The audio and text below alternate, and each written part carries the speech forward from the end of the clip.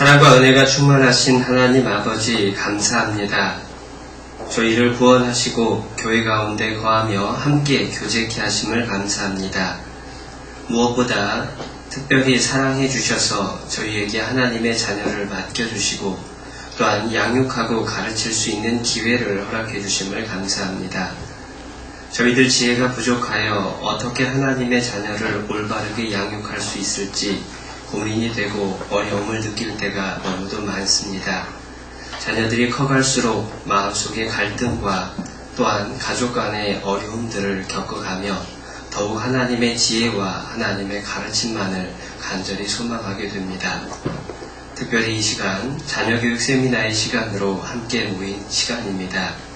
오고 있는 발걸음 주께서 속히 이곳으로 인도해 주시고 또한 시작과 끝까지 모든 시간 속에서 오직 하나님의 선하신 가르침이 우리 각 사람의 마음에 새겨질 수 있기를, 그리하여 그러한 주님의 가르침이 또한 우리의 자녀들에게 올바로 전해질 수 있도록 하나님께서 우리 각 사람의 마음을 지켜주시고 말씀을 깨달을 수 있도록 또한 도와주시기를 간절히 기도드립니다.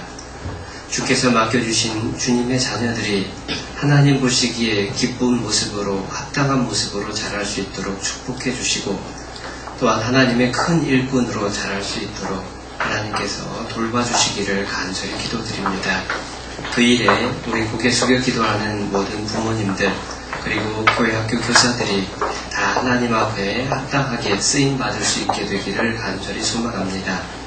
주께 쓰임받기에 부족함 없도록 모든 필요를 채워주시기를 간절히 원하오며 우리를 살아가셔서 늘 함께 하시며 우리를 사랑해 주시는 예수님의 이름으로 기도드렸습니다. 아멘. 네, 함께 성경 히브리서 11장을 찾아보시겠습니다.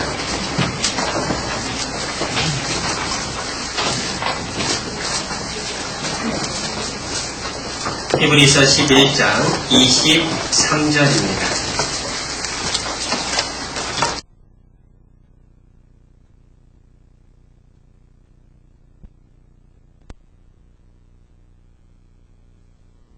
함께 읽어보시겠습니다. 믿음으로 모세가 났을 때에 그 부모가 아름다운 아이임을 보고 석 달 동안 숨겨 임금의 명령을 무서워 아니하였으며. 네, 짧은 한 절 말씀 읽었습니다. 잠시 정식으로 인사드리겠습니다. 안녕하십니까? 안녕하세요.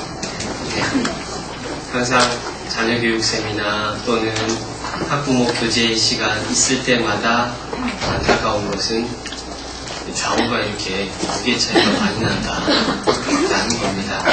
아버님들이 좀 더 많이 오셨으면 하는 기도 늘 하는데 아직까지 우리 교회 안에서도 분위기가 자녀교육에 있어서는 엄마의 책임을 더 크게 생각을 하는 것 같습니다. 그런데 성경 속에서는 분명하게 자녀교육의 책임은 어머니보다는 오히려 아버지에게 묻고 있다라고 하는 것은 우리에게 더 큰 도전을 주고 두려움을 갖게 하는 그런 내용이라 생각을 합니다. 2007년 가을부터 학부모 자녀교육 세미나라는 제목으로 이틀씩 계속해서 교육의 시간을 갖고 있습니다. 그런데 이번 학부모 자녀교육 세미나를 준비를 하면서 참 고민을 많이 하게 됐습니다. 도대체 어떤 내용으로 교육을 하고 어떤 말씀을 전하는 것이 정말로 우리 부모님들에게 꼭 필요한 말씀이 될까?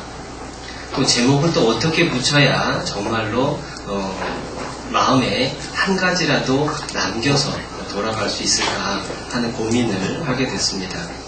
그러면서 고민했던 것 한 가지는 혹시 부모님들 사이에 왜 이렇게 자녀교육, 학부모 교제 이러한 것들의 시간들이 자주 반복되는가 하는 그러한 의문들을 갖고 있지는 않을까 하는 그러한 부담들도 갖게 됩니다. 분명히 이 세상에서는요, 자녀교육뿐만 아니라 수많은 교육에 대한 이론들이 늘어나고 있습니다. 뿐만 아니라 교회에 오래 거하시는 분일수록 교회 학교 교육, 우리 자녀들에 대한 성경적인 교육에 대해서도 계속해서 들어오셨기 때문에 그 지식의 양도 늘어나고 있었음이 틀림없을 겁니다. 그러나 저 자신도 경험을 통해서 알게 되는 것은, 중요한 것은 지식이 늘어나는 게 아니라 정말로 그것이 내 몸에, 내 생활 속에 배어 있어서 삶을 통해 나타나는 것이 중요하다. 그런 생각들을 더 많이 하게 됩니다. 어떤 분이 이런 이야기를 합니다. 우리는 우리가 생각하는 바대로, 우리가 아는 바대로 우리의 자녀를 교육할 수는 없다.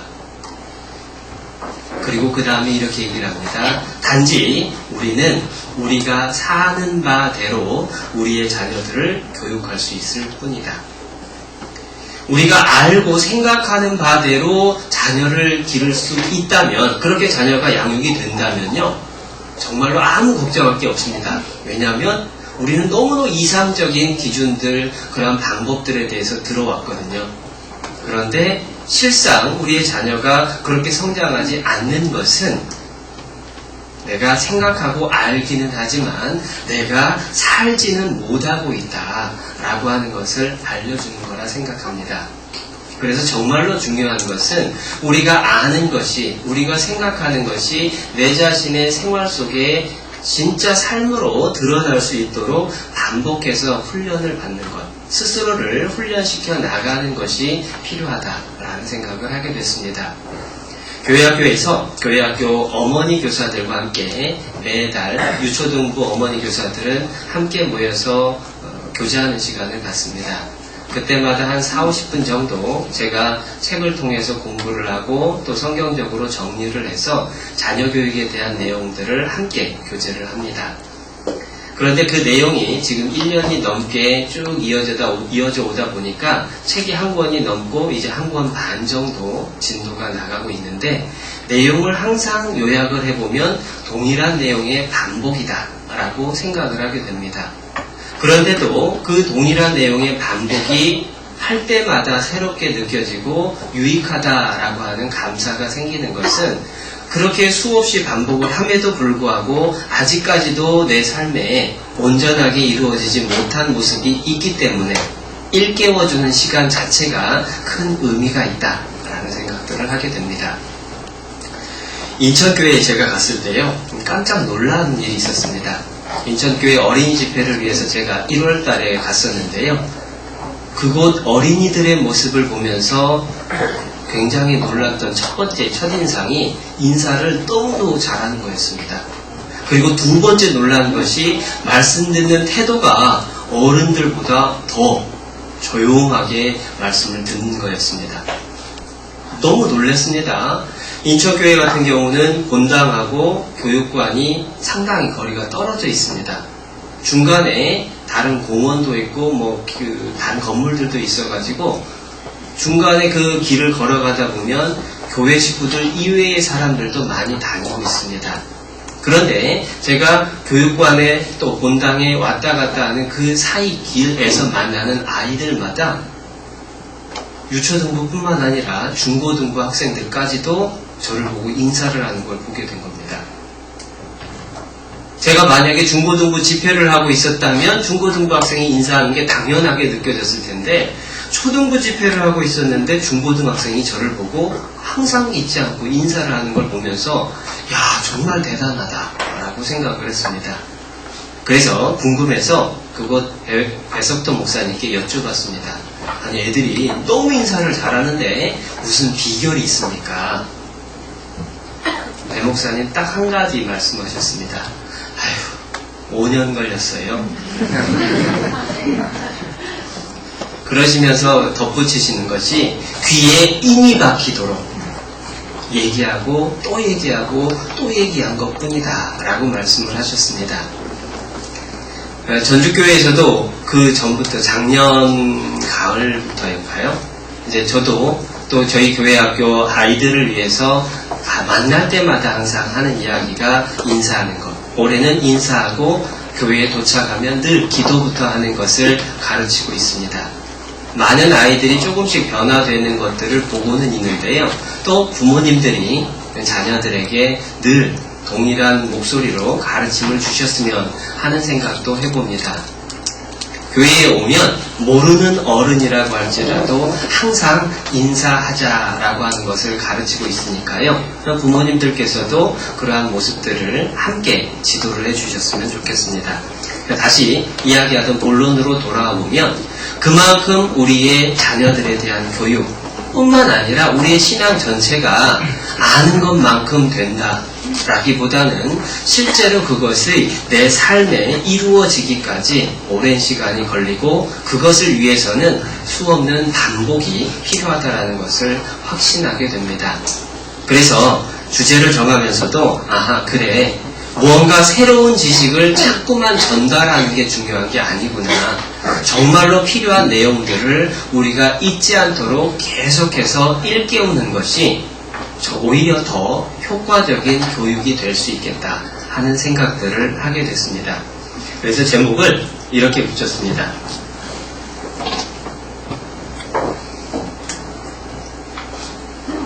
어떻게 시작할까? 어떻게 시작할까라고 하는 이 제목은 성경적 부모교실이라고 하는 책에 시작하는 제목입니다. 그것을 통해서 저도 똑같은 내용으로 제목을 붙여봤습니다. 자녀교육 우리가 이미 하고 있습니다. 그런데 또다시 지금부터 시작하는 마음으로 이미 내가 알고 있다 그것을 생각하기보다는 처음 듣는 것처럼 다시 시작해보는 것이 우리에게 또 필요한 모습이겠다 싶은 생각들을 해보게 됐습니다. 또 이러한 제목을 붙이게 된 데에는 이유가 하나가 더 있습니다. 그게 뭐냐면요, 세상에서 우리는 수많은 교육의 이론들을 접합니다. 저도 교육전도인이기 때문에 더더군다나 자녀 교육에 대한 책들을 많이 사서 읽고 있는데요. 읽을 때마다 참고되고 도움이 되는 면도 있지만 오히려 혼란스럽고 헷갈리는 부분도 참 많습니다. 그 책을 지은 사람들마다 그 주장하는 내용들이 차이가 나기 때문에 도대체 누구 말을 믿어야 될까? 라고 하는 고민이 더 생기게 되죠. 그렇기 때문에 그 모든 고민을 해결할 수 있는 기준이 필요하게 되는데요. 더더욱 필요한 것은 말씀 가운데에 우리가 그 기준을 분명히 할 때에 세상에 어떤 이야기를 듣든지 학교에서 선생님들에게 어떤 이야기를 듣든지 또는 주변에 다른 학부모들에게 무슨 이야기를 듣든지 흔들리지 않는 평강을 누릴 수 있겠다 하는 생각들을 하게 됐습니다. 그래서 오늘 처음 시작하는 말씀으로 히브리서 11장 23절을 찾았던 겁니다. 11장 23절 제가 다시 한번 읽어보겠습니다. 믿음으로 모세가 낳았을 때에 그 부모가 아름다운 아이임을 보고 석 달 동안 숨겨 임금의 명령을 무서워 아니하였으며, 여기 보면 모세가 태어났을 때에 모세의 부모님의 믿음을 설명하고 있습니다. 그 뒷부분에 이제 모세의 믿음이 나타나지만 23절에서는 그 모세의 믿음이 어떻게 생겨났는지 시작을 설명해 주는 거라 말할 수 있습니다. 그래서 모세의 부모님은요, 모세가 낳았을 때에 믿음을 가지고 세 가지 일을 했습니다. 첫 번째로 그 부모가 아름다운 아이임을 보고, 아이가 정말로 하나님이 주신 아름다운 자녀임을 보았습니다. 두 번째로 석 달 동안 숨겼죠.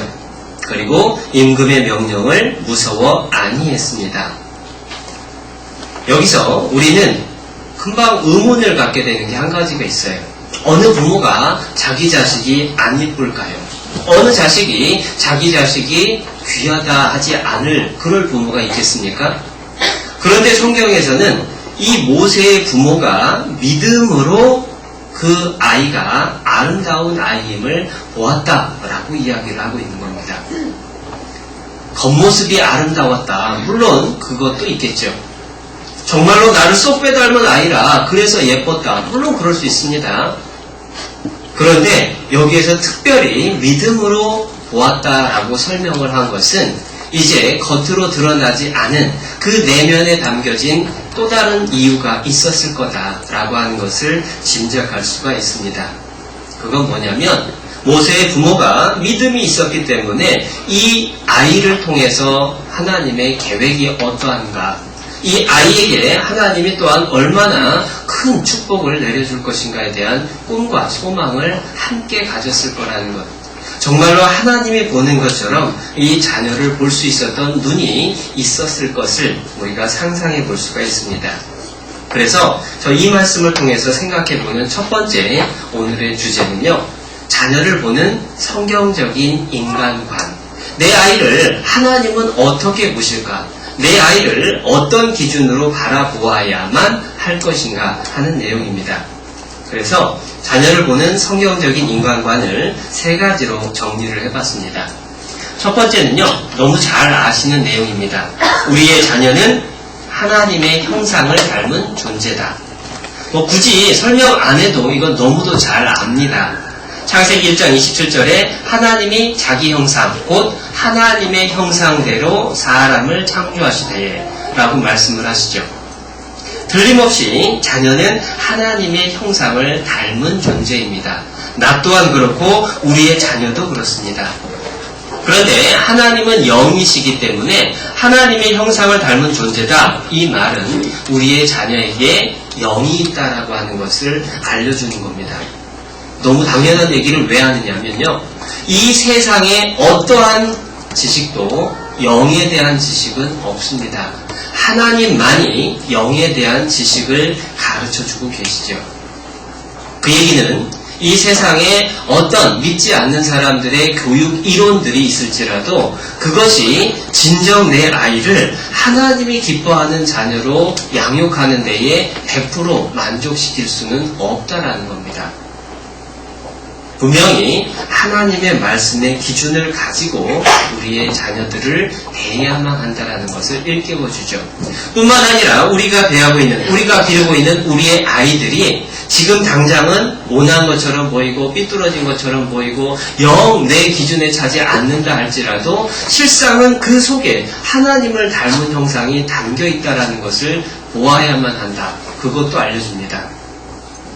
하나님의 형상을 두고 우리가 실망할 수 있을까요?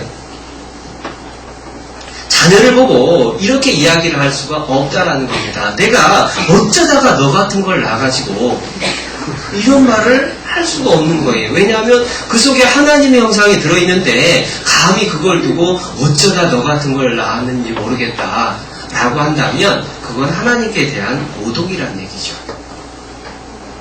정말로 중요한 건요. 내 자녀가 지금은 내가 보기에 너무도 속상한 모습들을 많이 품고 있지만 하나님의 작품이다. 정말로 하나님을 닮은 영혼을 가진 너무도 소중한 존재이기 때문에 또 그 속에 하나님의 형상이 있기 때문에 결국은 그 모습이 나타나게 될 때가 있다라고 하는 소망을 가지고 자녀를 대할 수 있다라는 겁니다.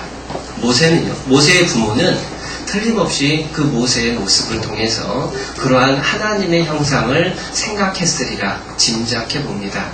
물론 정확하게 설명은 나와 있지는 않습니다.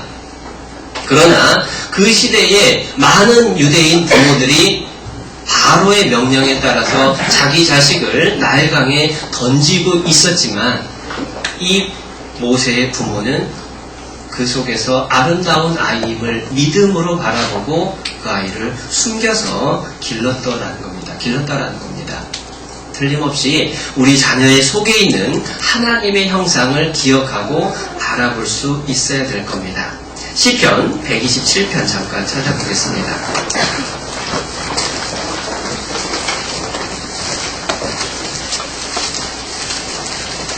시편 127편 3절입니다.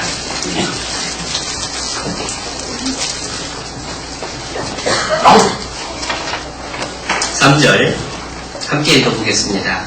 자식은 여호와의 주신 기업이요 해의 열매는 그의 상급이로다. 자식은 하나님이 주신 기업이요 태의 열매는 그의 상급입니다. 하나님을 닮은 영혼이 그 속에 담겨 있습니다. 그렇기 때문에 우리의 자녀를 볼 때에 자녀의 기준으로 보는 것도 아니고 인간적인 부모로서 보는 것도 아니고 오직 성경의 기준, 하나님의 기준으로 바라볼 수 있어야 된다. 그걸 우리가 기억해야 합니다. 찬양 중에 그런 찬양 있잖아요. 주의 사랑으로 사랑합니다. 주의 사랑으로 사랑합니다. 형제 안에서 주의 영광을 보내 주의 사랑으로 사랑합니다. 두 번째 가사는 자매 안에서 본다. 또 세 번째 가사 있는 책에서는 우리 안에서라고 이야기를 합니다.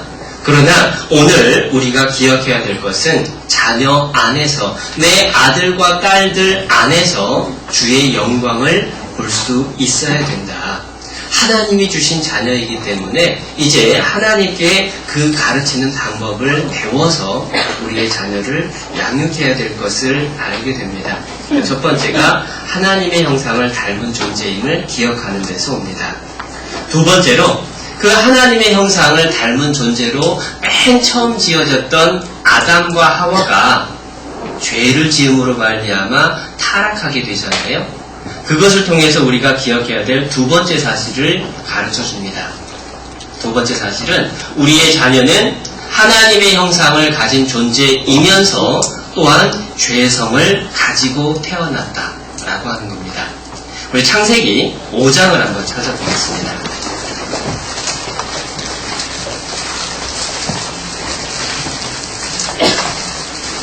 창세기 5장 3절 말씀입니다. 1절 제가 먼저 볼게요. 1절 아담 자손의 계보가 이러하니라. 하나님이 사람을 창조하실 때에 하나님의 형상대로 지으시되. 우리가 첫 번째 교훈을 받았던 내용이죠. 그런데 3절에 이렇게 나와 있습니다. 아담이 130세에 그 다음 같이 읽어볼까요? 자기 모양 곧 자기 형상과 같은 아들을 낳아 이름을 셋이라 하였고. 아담이 자기 형상과 같은 아들을 낳았다. 닮은 꼴이죠. 그런데 생긴 것도 닮았을 뿐만 아니라 속에 든 것도 닮았습니다. 그래서 죄성도 타고난 모습이 됐죠.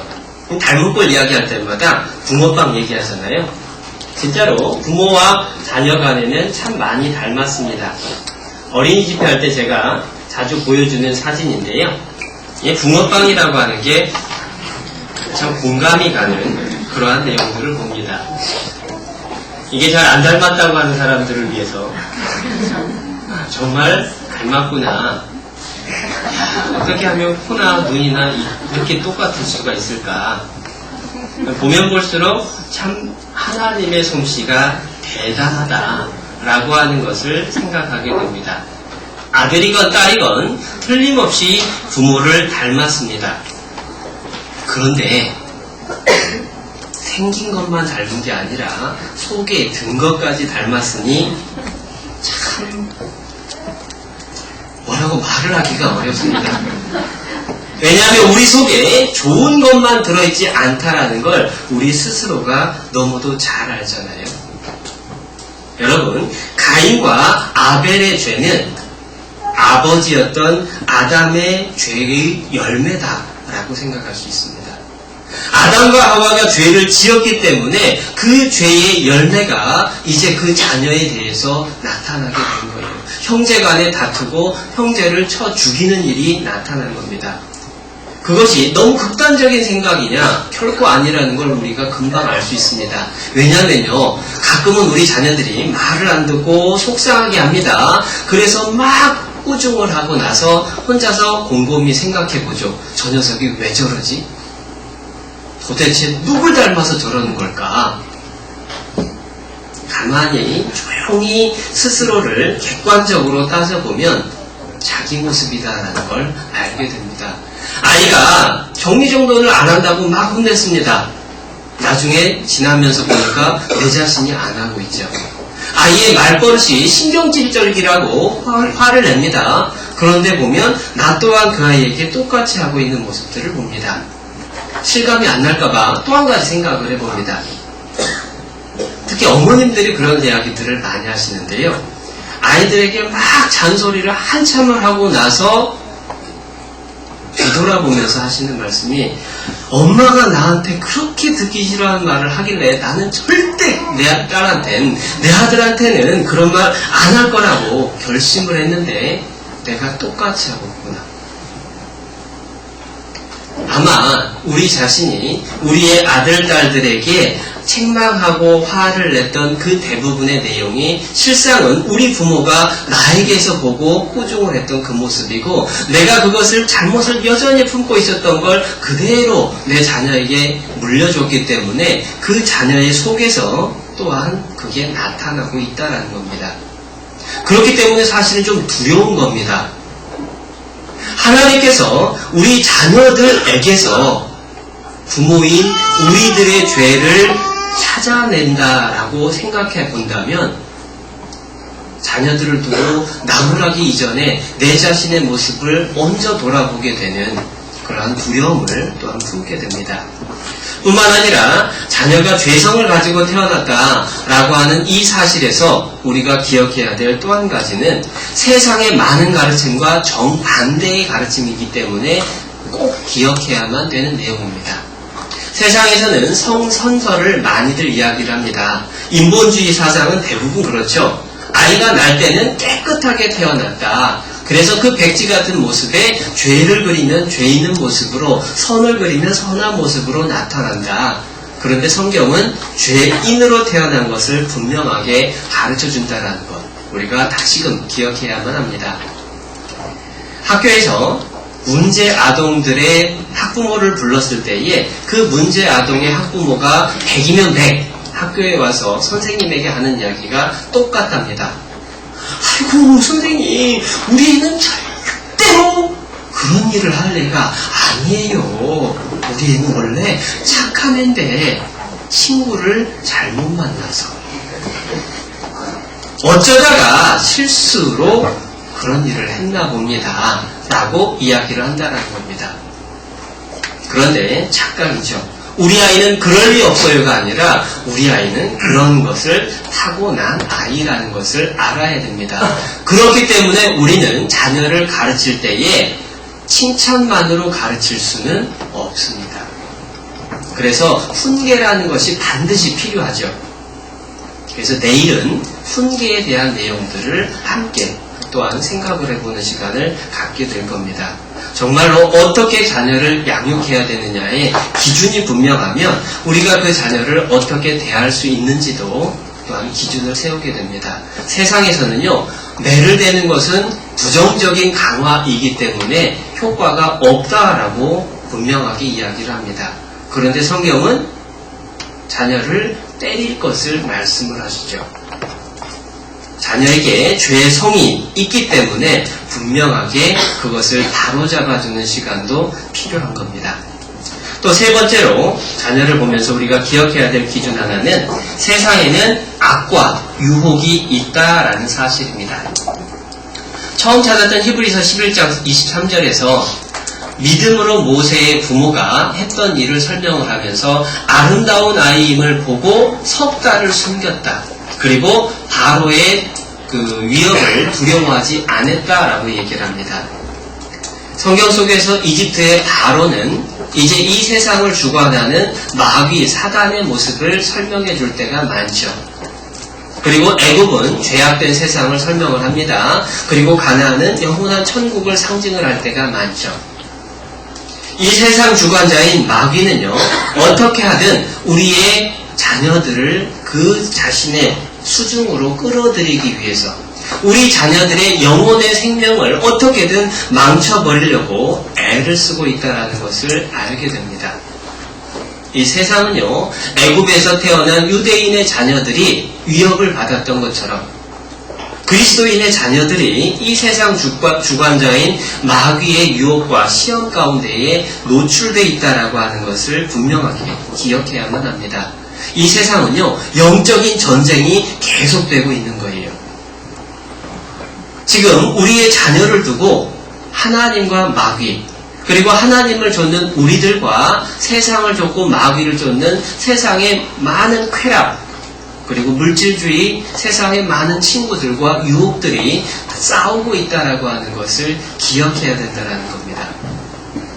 그렇기 때문에 우리가 정말로 정신을 차려야 될 것 같아요. 특별히 세상의 마귀를 설명하는 수많은 단어 중에 요즘 우리 주변의 주변에서 접하는 용어로 설명을 해본다면 저는 마귀는 유괴범 같다라고 하는 생각들을 해봅니다.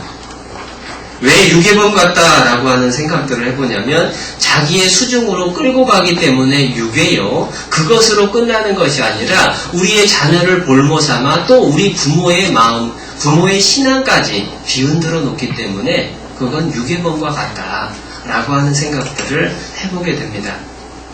그런데 유괴범 같은 마귀가 우리의 자녀들을 노리고 있는데 그렇다고 해서 그 마귀의 유혹과 시험에서 보호한답시고 우리가 자녀를 집 안에만 가둬둘 수는 없죠. 모세의 부모는요 3개월을 숨기다가 결국은 바구니에 담아서 떠내보냅니다. 그리고 하나님께서 다시 돌려주셨습니다. 돌려주셨을 때에 이제 시한부적인 조건을 가지고 그 아이를 양육하게 되죠. 언젠가 왕궁으로 돌려보내야 됩니다. 주어진 시간이 정해져 있습니다. 그 속에서 이제 자녀를 양육하는 그러한 모습이 우리들의 모습과 비슷하다. 왜냐하면 애국 문화 속으로 아들을 보내야만 하는 부모가 그 모세의 부모가 느꼈을 그 안타까운 마음. 이제 세상의 유혹과 시험이 너무도 험한데 그 속에 내 자녀를 내보내서 자라나게 하고 해치고 나가게 결국은 보내야 될 부모의 마음. 그것이 비슷하다라고 할 겁니다. 그런데 유괴범이 있다라고 해서 자녀를 집 안에만 가둘 수 없는 것처럼 결국은 우리가 필요한 것은 유괴범이 어떠한 모습으로 다가오는지를 아이에게 가르치고 유괴범이 다가왔을 때 어떻게 대처해야 되는지를 자녀에게 가르치는 것이 최선인 것처럼 우리 자녀들이 접하는 문화 속에서 유혹 속에서 무엇이 잘잘못인지 어떻게 그것을 대처해야 되는지 그 힘을 길러주는 것이 꼭 필요하다라고 하는 것을 기억하게 됩니다. 정말로 우리의 아이들이 이 세상을 살아가야 됩니다. 그 속에서 무엇이 옳고 무엇이 그른지를 분별할 수 있게 도와줘야 되는데 그러기 위해서 자녀들의 신앙교육이 얼마나 중요한지 몰라요. 학교 교육을 위한 투자가 우리는 정말로 막대한 시대를 살아가고 있습니다. 정말로 빚을 내서라도 자녀 교육을 시키는 시대에 우리가 살고 있습니다. 그러한 시대에서 정말 우리가 잊지 않아야 될 건 뭐냐면 내 자녀의 신앙을 붙잡아주기 위해서 그에 못지않은 투자와 노력이 필요하다 하는 것을 기억해야 합니다. 잠언 잠깐 한번 찾아볼게요. 잠언 22장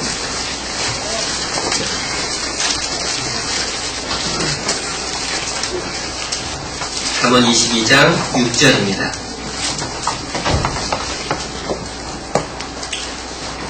잠언 22장 6절 말씀 함께 읽어보겠습니다.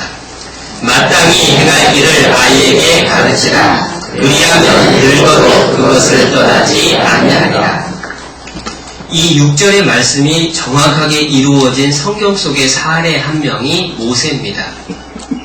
모세는요, 젖대기까지 엄마 품에 있었습니다. 그리고 어디로 갔냐면, 당시에 타락된 문명이요, 마귀의 세상을 상징하는 그 애굽 나라의 왕궁으로 들어갔어요. 그곳에서 40년 가까이 지냈습니다. 그리고 광야로 나가서 또다시 40년을 보냈습니다. 그런데 80년이라는 이 긴 시간을 보내는 동안에 모세의 중심에서는 변하지 않는 한 가지가 있었어요.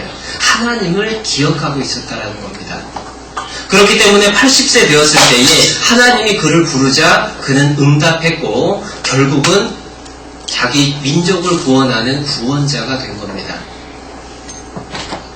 여러분, 짧은 시간이지만 모세의 부모가 모세를 길렀던 그 시간만이 하나님을 모세에게 전해줄 수 있는 시간이었어요. 그런데 그 시간이 있었기 때문에 80년이 지난 그 뒤까지도 모세의 중심에 그것이 남아있었다라는 걸 기억해야 됩니다. 하루라도 빨리 내 아이가 정말로 조금이라도 더 어렸을 때에 내 아이의 신앙을 붙잡아주기 위해서 부단한 노력을 해야만 합니다. 그래야 평생 동안 그 아이가 하나님 안에서 떠나지 않고 뿌리 내리고 자랄 수가 있다는 것들을 성경을 통해서 분명하게 보게 돼요. 그런데 그것을 우리가 잃어버리게 되면 어떤 일이 벌어지느냐? 우리나라에 처음으로 기독교를 전해줬던 유럽, 미국의 선교사들의 이야기들 중에 영국 교회의 실상을 영상을 통해서 한번 접한 적이 있습니다. 선생님들 중에서는 일부 많이 보신 분들도 계실 텐데요. 오늘날 영국 교회의 모습이 어떻게 변했는지 잠깐 그 영상을 함께 보고 이어서 생각을 하겠습니다.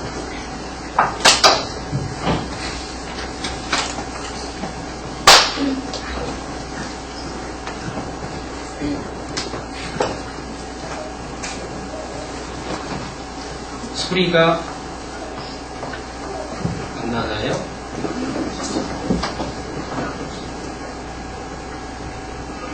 소리가 굉장히 작아요, 지금.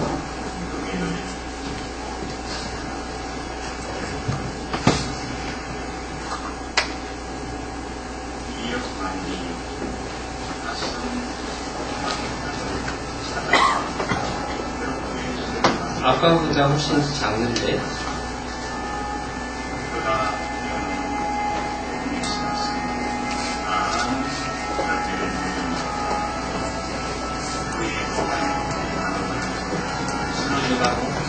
너무 작아서 제가 다시 보여드리겠습니다.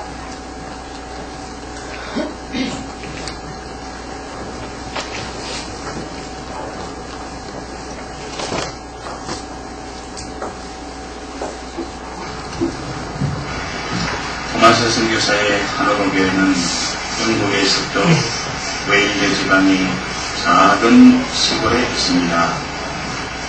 그 옛날 번성했던 흔적은 어느 곳에서도 찾아볼 수 없고 그 노인들만 토마스 선교사님이면은 우리나라에 성경을 전해준 선교사님입니다. 목숨을 바쳐서 성경을 전했던 그 선교사를 파송했던 교회의 지금 모습이에요. 이렇게 교회를 지키고 있습니다.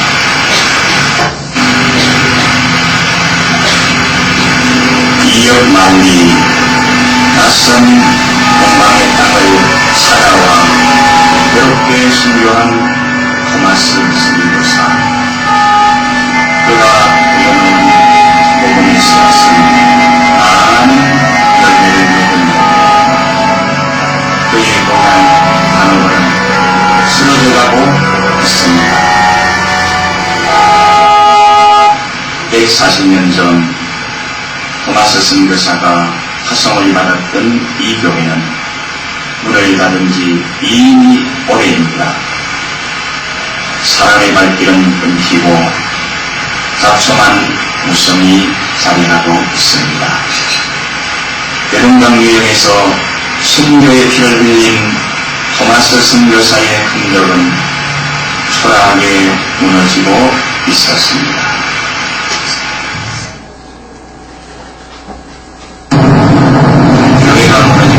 것은 일단 하노버교회이 아니고 영국 전역에서 벌어지고 있는 일입니다. 우리는 동서부 지방을 중심으로 영국 교회의 금식을 찾아가보기로 했습니다. 남부바닷가의 사우스햄프턴, 그곳에서 우리는 아주 놀라운 사실을 보게 됐습니다. 한 10여 년 전에 이게 이제 수습을 했고요.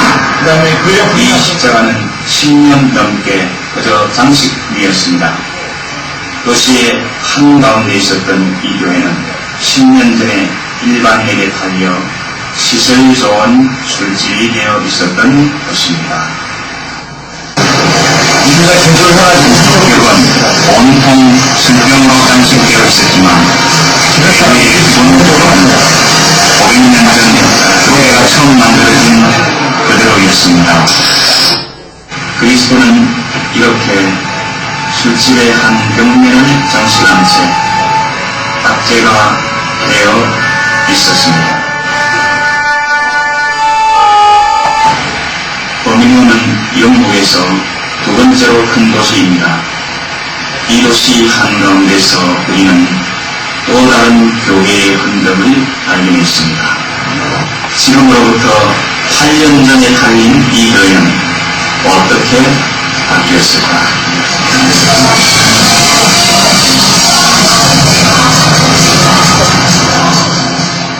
여기는 바로 디스코장으로 바뀌어 있었습니다. 처음 이 디스코장에 이르는 처치, 즉 교회였습니다. 현대 선교의 아버지 윌리엄 캐리 기능교회는 1979년 제인 브러더들에게 팔려 그들의 사원으로 바뀌었습니다.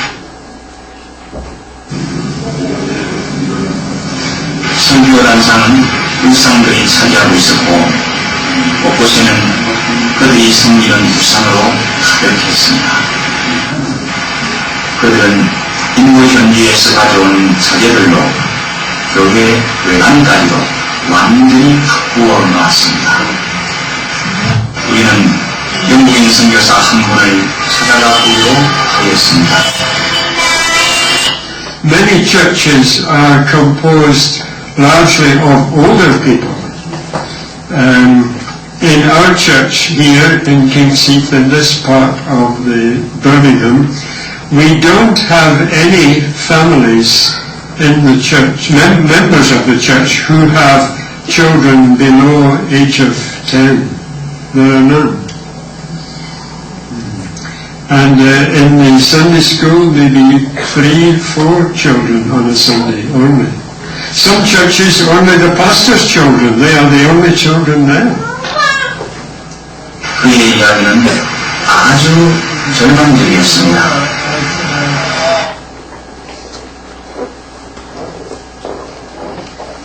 저 영상에 이어서 나오는 내용들은 이제 제가 편집을 짧게 하느라고 잘랐는데요. 그 이후에 나오는 내용은 이슬람 교도들이 얼마나 철저하게 모든 매체를 통해서 사람들을 전도를 하고 그리고 그 자녀들을 포교하고 있는지 교육하고 있는지 내용이 나옵니다. 이슬람교 하면은 우리도 생소하진 않죠. 전국에 몇 개 안 되는 이슬람 사원 중에 하나가 전주에 있습니다. 그것도 인우동에. 대단한 도시인 것 같아요. 저도 몰랐는데요. 있다는 얘기만 들었었는데 이게 이슬람 서울에 있는 사원입니다. 그래서 이 서울에 있는 사원뿐만 아니고 그 뒤에 있는 게 덮여버렸네요. 뒤에 보시면은 전주시 덕진구 인우동 2가 1567-10번지에 전주 사원이 있습니다. 이 세상에는요, 정말로 많은 영적인 전쟁이 지금도 이루어지고 있습니다. 토마스 선교사를 파송을 하고 윌리엄 캐리 선교사를 파송했던 그 위대한 교회들, 컸던 교회들이 지금은 팔렸고 다른 사원으로 변했고 디스코장이 돼 있고 술집이 돼 있고 디스코장의 이름이 더 처치, 교회라는 이름으로 불리워질 정도의 나라가 되어버렸습니다. 그것이 불과 100년이라는 시간 만에 다 나타난 거예요. 우리가 자녀 교육에 더더욱 우리의 자녀에게 신앙을 심어주는 데 있어서 깨어있지 않다면 우리의 복음이 정말로 우리의 다음 세대에 어떻게 이어질 수 있을까 고민하지 않을 수 없습니다. 정말로 중요한 일을 위해서 우리가 이 자리에 함께한 것이 틀림없습니다. 세 가지를 함께 생각을 했습니다. 자녀는 하나님의 형상을 닮은 존재요. 자녀는 죄성도 갖고 있습니다. 그리고 그 자녀들이 살고 있는 이 세상은 악과 유혹이 가득 차 있는 곳이다. 그러면 우리는 우리의 자녀를 어떻게 가르치고 키워야 될 건가? 자녀 양육에서 주의할 점 세 가지를 또 정리를 해봤습니다. 일부러 종류를 늘리면 기억하기 어려울까봐 3가지씩만 정리를 합니다. 자녀 양육할 때 주의할 점 3가지. 첫 번째는 자녀의 소유권을 분명히 하자. 자녀의 소유권을 분명히 하자. 한번 따라서 해볼까요? 자녀는 내가 아니다. 자녀는 내가 아니다. 왜 이 이야기를 따라서 하라고 말씀을 드리냐면요. 수시로 여러분 스스로가 되뇌어야 될, 다시금 반복해야 될 말이다 싶은 생각을 합니다. 예를 하나 들어드릴게요. 어린이집에서 공개 수업이 있었습니다. 광주교회에서 제가 직접 경험했던 일인데요. 공개 수업이 있어서 학부모님들이 다 이제 참관을 왔습니다. 해서 여러 가지 프로그램 중에 만들기 시간이 됐어요. 그날 만들기의 제목은 아빠, 엄마, 그리고 가족이 나와 있는 가족 사진을 놓고 그것을 예쁘게 꾸미는 액자 만들기입니다. 벽걸이 액자. 그리고 재료가 선생님이 주어졌어요. 아이들에게 만들기라는 시간입니다. 한 아이마다 부모님들이 다 옆에서 한 분 이상씩 와 계셨어요. 자, 만들기가 시작됐습니다. 가위질을 하고 그리고 돌돌 말아서 붙이고 열심히 그걸 만드는데, 색칠하면서 만드는데 옆에 있던 모든 분들의 모습을 제가 보면서 깜짝 놀랐어요. 애가 만드는 게 아니라 부모가 다 만들더라고요. 다 잘라주고 말아주고 색칠해주고 그리고 붙이는 것만, 이렇게 붙여야지 하면서 그 손 잡아다가 이렇게 붙이는 거야 라고 해줍니다. 만들어 놓으니까 정말 예뻐요. 그래서 저는 끝까지 아이가 하게 했습니다. 아이가 힘들어하면 뭘 도와줄까 물어보고, 아이가 자르겠다라고 하는 거 잡아달라면 잡아주고, 이거 이렇게 잘라달라면 그렇게 잘라주고 기다렸습니다. 안 나오는 작품이 나왔습니다. 그런데 그 시간이 끝날 때쯤 학부형으로 참석했던 한 자매님이, 제가 알기로 미대 전공자거든요. 그런데 그분이 끝날 때 저한테 얘기를 해줬습니다. 아이가 만든 건 그 집뿐이네요 라고 얘기를 해줬어요. 여러분, 부모의 입장에서 부모의 기준을 가지고 내가 모든 것을 다 하게 되면 아이가 사라집니다. 아이가 아이의 작품을 만들 수 있게 해줘야 됩니다. 내 기준에 맞는 내 작품을 만들기 위해서 아이가 중간에 쓴 도구가 돼서는 안 된다라는 겁니다. 그런데 우리가 살아가다 보면 그렇지 못할 때가 참 많아요. 아이가 숙제를 했습니다. 일기를 썼습니다. 그러면 그 일기를 두고 어디 한번 보자. 야, 여기 글씨 틀렸잖아. 이거 이렇게 쓰지 말고 이렇게 한번 써보면 어때? 말을 이렇게 바꾸면 더 듣기가 좋잖아. 너 오늘 이런 일이 있었는데 왜 그건 빼먹었어? 그거 다시 한번 써봐. 그것이 누구의 일기가 될까? 정말로 아이가 아이의 작품을 해보고 아이의 공부를 하고 아이의 일기를 쓸 때에 정말로 아이가 아이답게 자라나리라 생각합니다. 그럴 때 우리가 정말로 한번 속으로 속삭여 보십시오. 아이가 그림을 그려왔습니다. 엉망이에요. 정말로 고쳐주고 싶은 게 수없이 보입니다. 그럴 때 속으로 한번 속삭여 주세요. 아이는 내가 아니다. 내 아이는 내가 아니다. 아이의 기준으로 아이가 해놓은 것을 바라보는 겁니다. 그럴 때에 아이를 제대로 기를 수 있을 거예요. 아이가 숙제를 해놨을 때에, 아이가 글짓기를 했을 때에, 아이가 문제집을 풀고 검사를 맡을 때에 부모의 기준으로 모든 것을 100점 만점으로 만들지 말고 아이가 아이의 수준에서 최선을 다하고 있는지, 아이가 정말로 그 일을 위해서 보람을 느낄 수 있도록 도와주는 일, 그게 부모가 할 일이다 생각을 합니다. 아이는 내가 아니거든요. 뿐만 아니라 아이는 내 소유도 아닙니다. 그것도 한번 따라서 해볼까요? 내 아이는 내 소유가 아니다. 아까 시편 127편 읽었었습니다. 자녀는 하나님이 주신 기업입니다. 하나님이 주신 기업입니다. 하나님 거를 우리에게 맡겨주신 거예요. 결국 우리는 청직입니다. 출애굽기 2장 말씀을 한번 찾아볼게요.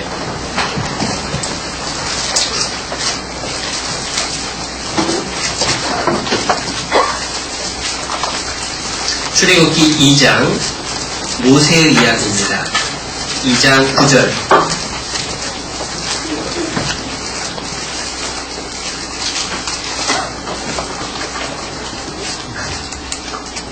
구절 말씀. 바로의 딸이 그에게 이르되, 그 다음 함께 읽어보겠습니다. 이 아이를 데려다가 나를 위하여 젖을 먹이라. 내가 그 삭을 주리라. 여인이 아이를 데려다가 젖을 먹이더니. 이 바로의 딸이 모세의 어머니에게 하는 말을 잘 생각해 봐야 됩니다. 이 아이를 데려다가 나를 위하여 젖을 먹이라. 하나님이 우리에게 동일하게 말씀을 하실 겁니다. 이 아이를 데려다가 나를 위하여 젖을 먹이라. 하나님을 위하여 젖을 먹이고 하나님을 위하여 키우라라고 말씀하고 계실 겁니다. 자녀들에게 부모의 꿈을 강요해서는 안 됩니다. 자녀들에게 네 꿈을 펼쳐라, 그것도 아닙니다. 자녀들에게 심어줘야 될 건 하나님의 꿈을 품어라. 하나님의 꿈을 피워라. 성취하라. 이것을 가르치는 것이 최선이다라는 것을 성경은 분명하게 우리에게 말씀을 해주셔요. 자녀는 내 소유가 아닙니다. 하나님의 소유입니다. 그렇기 때문에 자녀를 통해서 부모의 꿈을 이루려 하기보다는 자녀를 향해 하나님이 무슨 꿈을 갖고 계신가를 고민하는 것이 중요합니다. 정말로 내 자녀를요, 하나님께 맡겨드리는 것이 최선인 거죠. 아브라함은요, 믿음으로 100세가 되어서 독자 이삭을 얻었습니다. 그 이삭을 하나님께 드렸습니다. 그때에 하나님이 여호와 이레라고 하는 기적을 보이시고 그를 위해서 축복을 약속을 해주십니다. 하나님이 주신 자녀를 하나님께 맡겨드리고 하나님이 품고 계신 계획에 그 아이를 맡겨드릴 때에 하나님이 책임을 지셔요. 욥기 말씀도 한번 찾아볼까요? 욥기 23장입니다.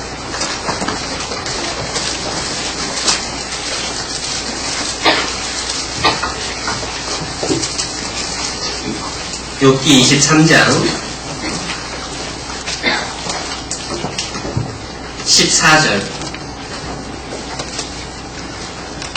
그런즉 내게 작정하신 것을 이루실 것이라. 이런 일이 그에게 많이 있느니라. 하나님은 나에게 작정하신 것을 이루실 겁니다. 뿐만 아니라 내 자녀도 하나님의 작품이기에 하나님이 작정하신 것이 있습니다. 그것이 무엇인가를 찾는 것이 중요하죠. 물론 아이가 어리기 때문에 정말로 자기가 커서 무엇이 될까 꿈을 제대로 찾아간다는 건 어렵습니다. 그렇기 때문에 부모의 역할이 너무도 중요하죠. 그 아이에게 하나님이 품고 계신 계획이 무언가를 고민하고 그것을 찾아주기 위해서 노력해야 될 사람은 정말로 부모 외에는 없다, 그 생각들을 하게 됩니다. 정말로 우리의 자녀들이 하나님의 일꾼으로 이 세상에 정말로 큰 영향력을 끼치는 그러한 리더들이 많이 나왔으면 좋겠습니다. 한 교회학교 선생님이 자기가 가르치는 한 분반 아이들을 향해서 늘상 반복해서 들려준 이야기가 있었더랍니다. 여러분 중에서 여러분이 성장했을 때에 제가 여러분에게 고개 숙여 경의를 표할 수 있는 그러한 사람들이 나오기를 바랍니다. 그리고 그 분반 아이들 중에 종교개혁을 했던 켈빈이라는 사람이 나왔다는 이야기도 있습니다. 정말로 우리의 자녀들이 하나님 안에서 큰 꿈을 이룰 수 있고 정말로 하나님의 일꾼으로 정말로 이 세상을 변화시키고 큰 영향력을 발휘할 수 있는 그러한 아이가 되도록 우리가 그 꿈을 찾아주는 데 있어서 노력해야 될 것 같아요. 여기 아까 읽었던 출애굽기에서 우리가 다시 한번 잠깐 찾아봐야 되겠는데요. 그렇게 우리가 우리 자녀에게 하나님이 품으신 꿈을 찾기 위해서 노력을 할 때, 그리고 그 꿈을 이루게 도와줄 때에 어떤 일이 있을지 2장 9절 말씀 아까 읽었었잖아요. 9절 말씀을 제가 다시 한번 읽어봅니다. 바로의 딸이 2장 9절 바로의 딸이 그에게 이르되 이 아이를 데려다가 나를 위하여 젖을 먹이라. 그 다음 뭐라고 나오냐면 내가 그 삭을 주리라. 여러분, 모세의 어머니가 얼마나 큰 복을 받았나 한번 생각해 보십시오. 잃어버린 줄 알았던 자식을 자기가 직접 젖을 먹이면서 키우니까 얼마나 축복입니까? 행복한 기쁨이 이어졌을 겁니다. 그리고 한 가지 덧붙여졌죠. 삭까지 주시는 거예요. 자기 자식을 기르는데 자기 자식 길렀다고 상도 준다라는 겁니다. 하나님이 우리에게 약속하신 거예요. 하나님이 우리에게 자녀를 주셨습니다. 그 자녀를 키운다라고 하는 건요, 그 자체가 큰 축복이에요. 자녀를 얻은 자는 복을 받은 자입니다. 그런데 그것만으로 끝나는 게 아니라 그 자녀를 잘 기르면 그것으로 말미암아 하나님이 삭을 주시는 거예요. 필요한 걸 채워주실 뿐만 아니라 상급으로 갚아주신다는 겁니다.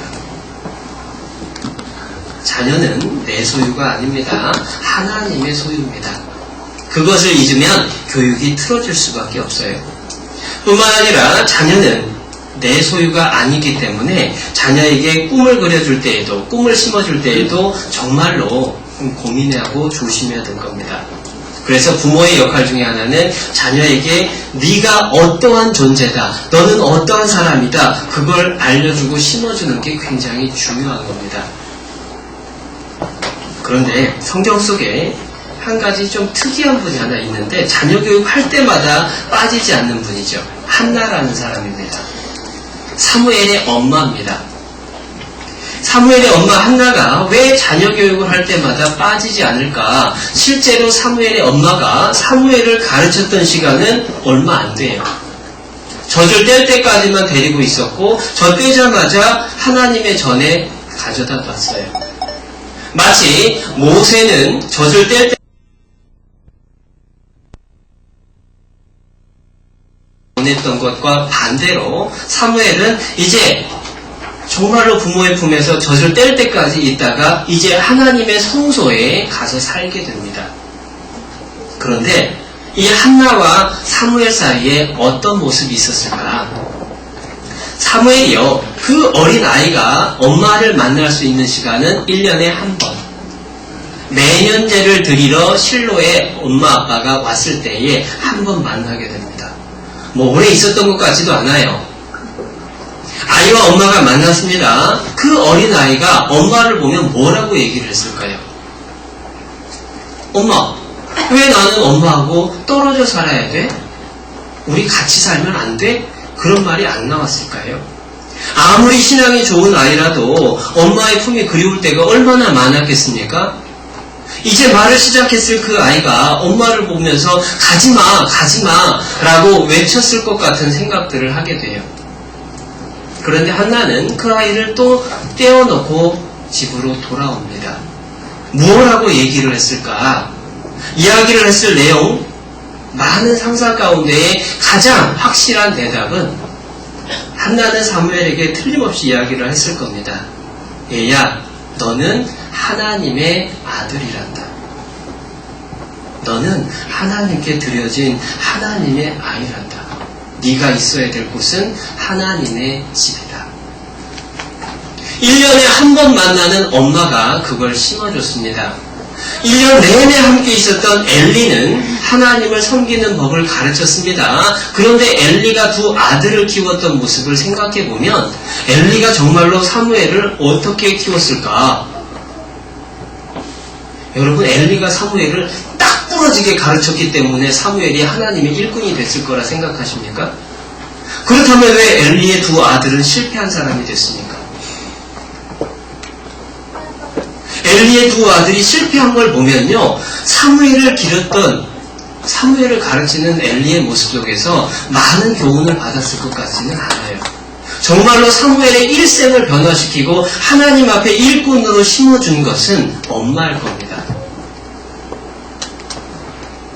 엄마가 사무엘에게 이미지를 심어준 거예요. 너는 하나님의 아이다. 너는 하나님의 집에 있어야 될 아이다. 자녀에게 정말로 올바른 하나님이 보시는 그 모습을 아이에게 심어주는 것이 중요하다는 겁니다. 그것은요, 오랜 시간 붙어 있어야만 되는 게 아니에요. 가끔은 우리 교회에 교제가 많고 모임이 많고 집회가 많아서 아이들 가르칠 시간이 없습니다. 그런데 절대적인 시간이 물론 많으면 좋습니다. 그런데 절대적인 시간이 많다라고 해서 다 해결되는 게 아니죠. 엘리가 그랬잖아요. 사무엘에게 영향을 준 것은 평생 1년 내내 함께 있었던 엘리가 아니라 1년에 한 번 만났던 엄마라면 정말로 아이와 함께하는 시간에 있어서 양도 중요하지만 질이 훨씬 더 중요하다라고 하는 것을 생각할 수 있습니다. 여러분, 우리 자녀들에게 우리가 최대한 함께 있어주려고 애를 쓰는 것은 필요합니다. 그러나 더 중요한 것은 하나님의 보시는 기준으로 아이에게 그 자아상을 심어주기 위한 올바른 노력, 올바른 시간이 더 필요하다는 거예요. 서도성 목사님께서 2주 전에 다녀가셨습니다. 전도인들 부부가 함께 모여서 목사님께 여러 가지를 여쭤봤어요.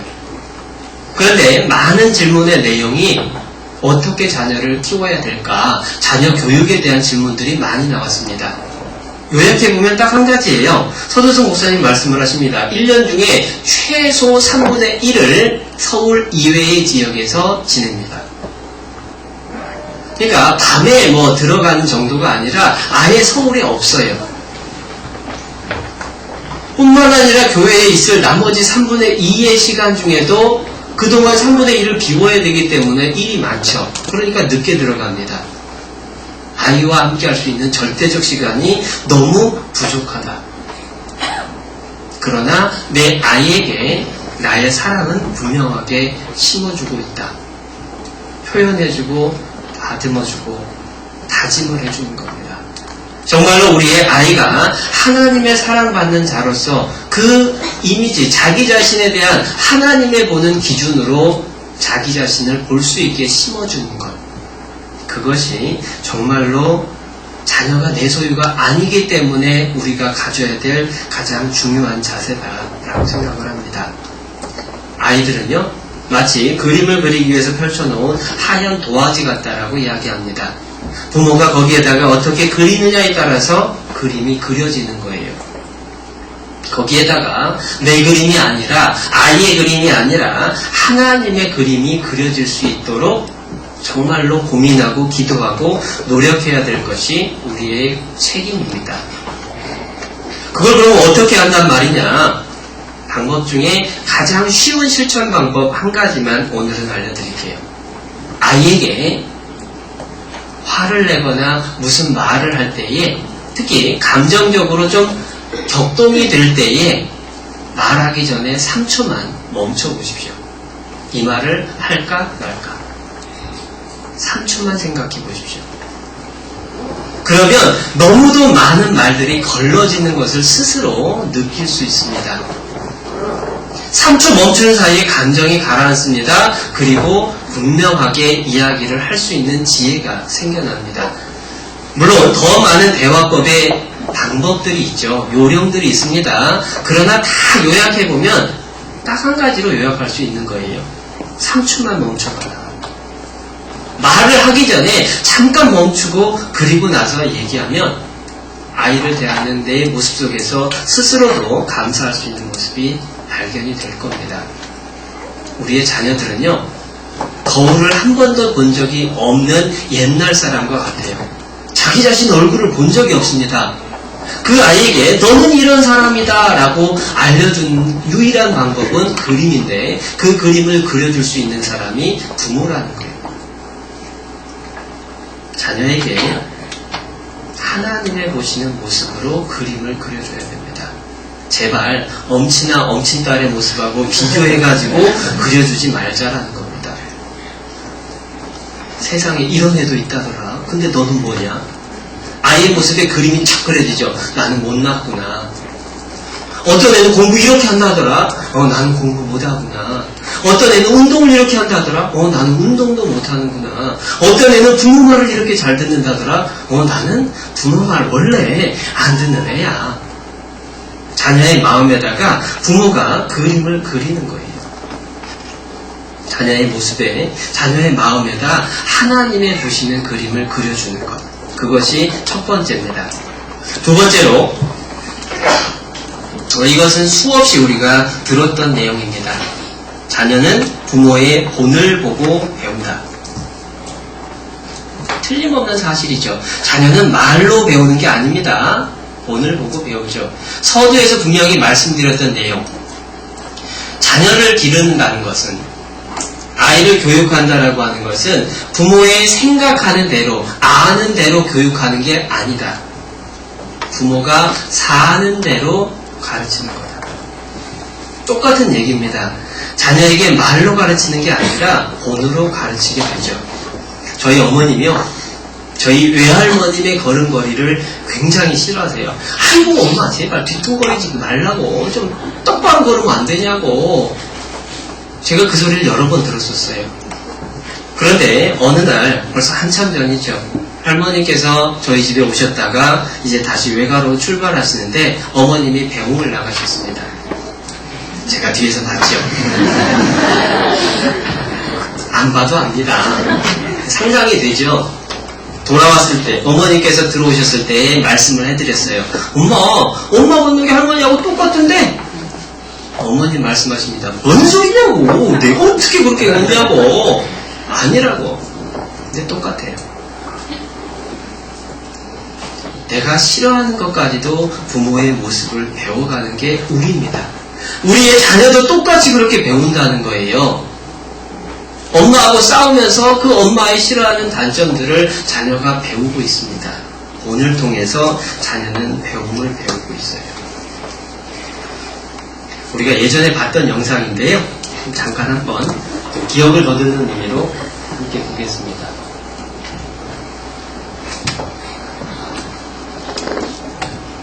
잠깐만요.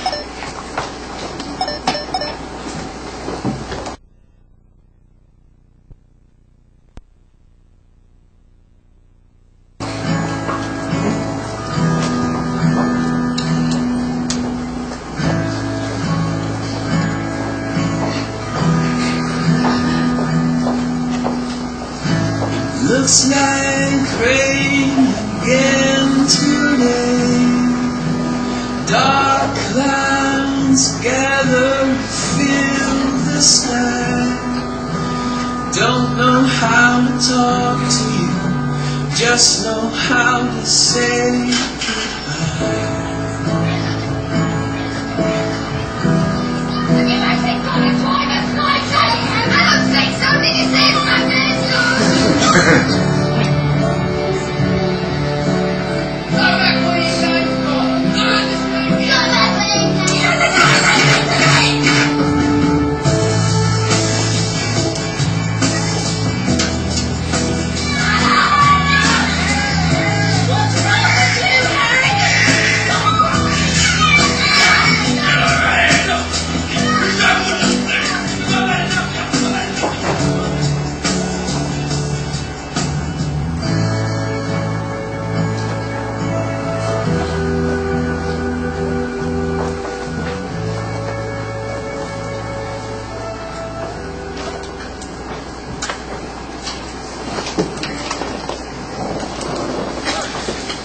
호세아서 잠깐 찾아보겠습니다. 호세아서 4장.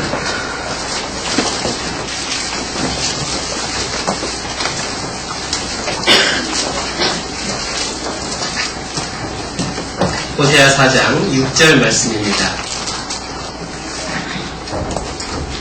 내 백성이 지식이 없으므로 망하는도다. 네가 지식을 버렸으니 나도 너를 버려 내 제사장이 되지 못하게 할 것이요.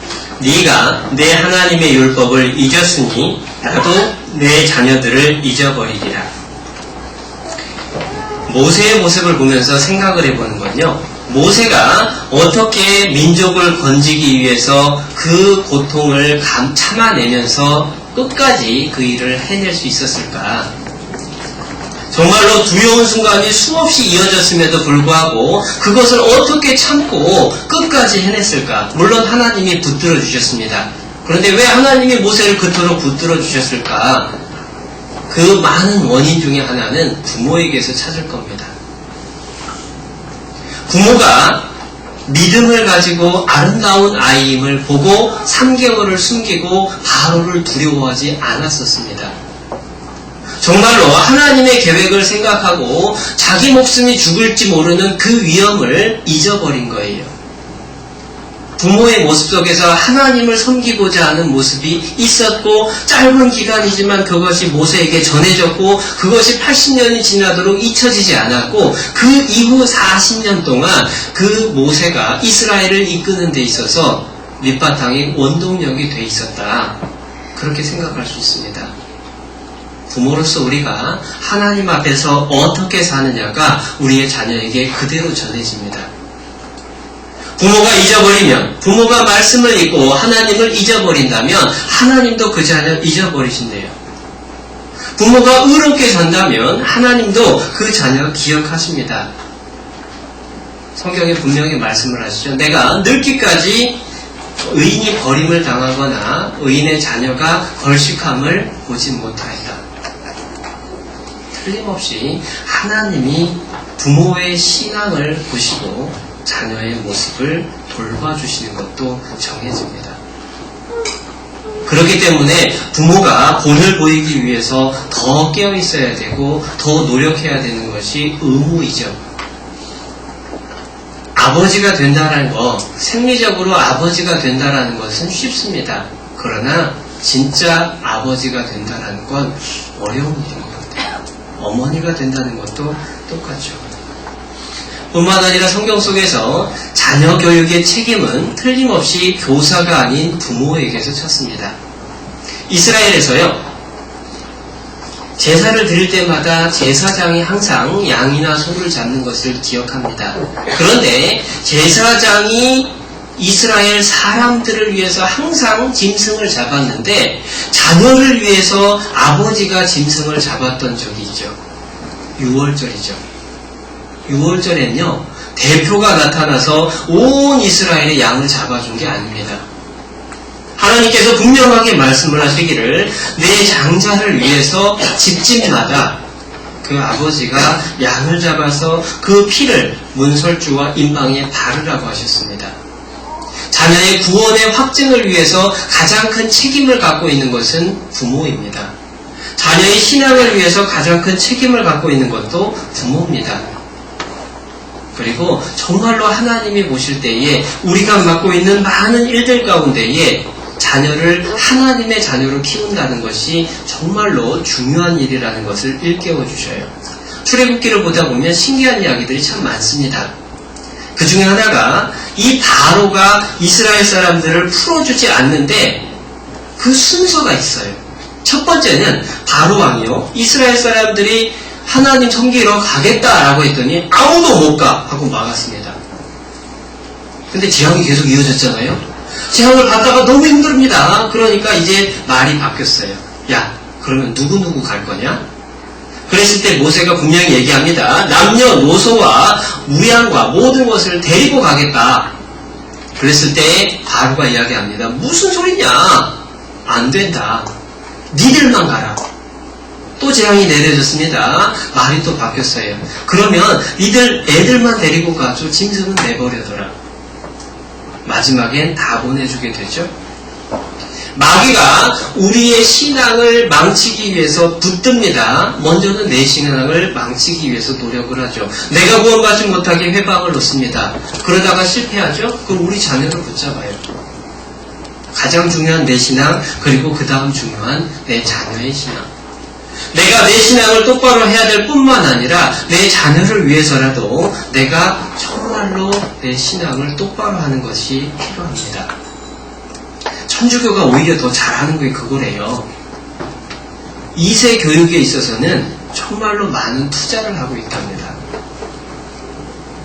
심지어 천주교인과 천주교인이 아닌 이방인들이 결혼을 할 때에도 허락을 해주면서 조건이 아이가 태어나면 아이를 천주교 성당 유치원에 보내라 라고 다짐을 받는다는 얘기를 들었습니다. 어렸을 적에 아이가 천주교에 나오면 그 아이가 정말로 평생 어떻게든 돌아오게 될 것을 알고 있다는 겁니다. 자녀 교육이 정말 중요하다는 건 우리 부모의 신앙, 내 자신의 신앙을 통해서 그것이 자녀에게 그대로 나타나기 때문에 또한 자녀 교육이 중요하죠. 그리고 세 번째, 떠나보냄을 준비하자. 떠나보냄을 준비하자. 이것도 모세를 생각을 해보면 금방 알 수가 있습니다.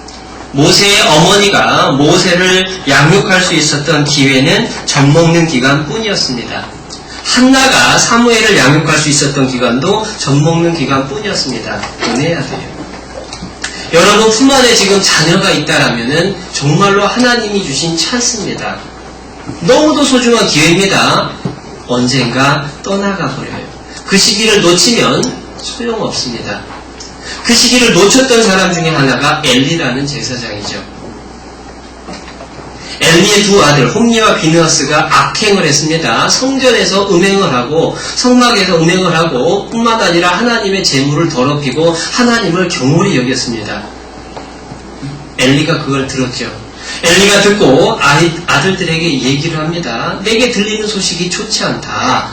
하나님께 죄를 지으면 누가 그 죄를 갚아주겠느냐. 제발 그리 말라. 그런데 아들들이 안 들었어요. 아들들이 어려서부터 그랬을까? 엘리에게는 기회가 있었는데요. 그 기회를 놓쳤던 겁니다. 정말로 그 얘기를 들을 때마다 마음에 두려움이 있습니다.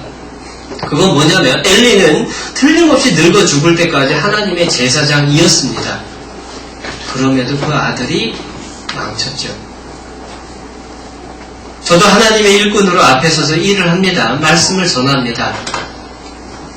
그렇기 때문에 두려움이 있어요. 더 자녀를 위해서 기도하는 것이 필요하고 정말로 내 아이가 내 품 안에 있을 때에 내 말에 의해서 움직여질 수 있을 때에 조금이라도 더 빨리 신앙을 붙들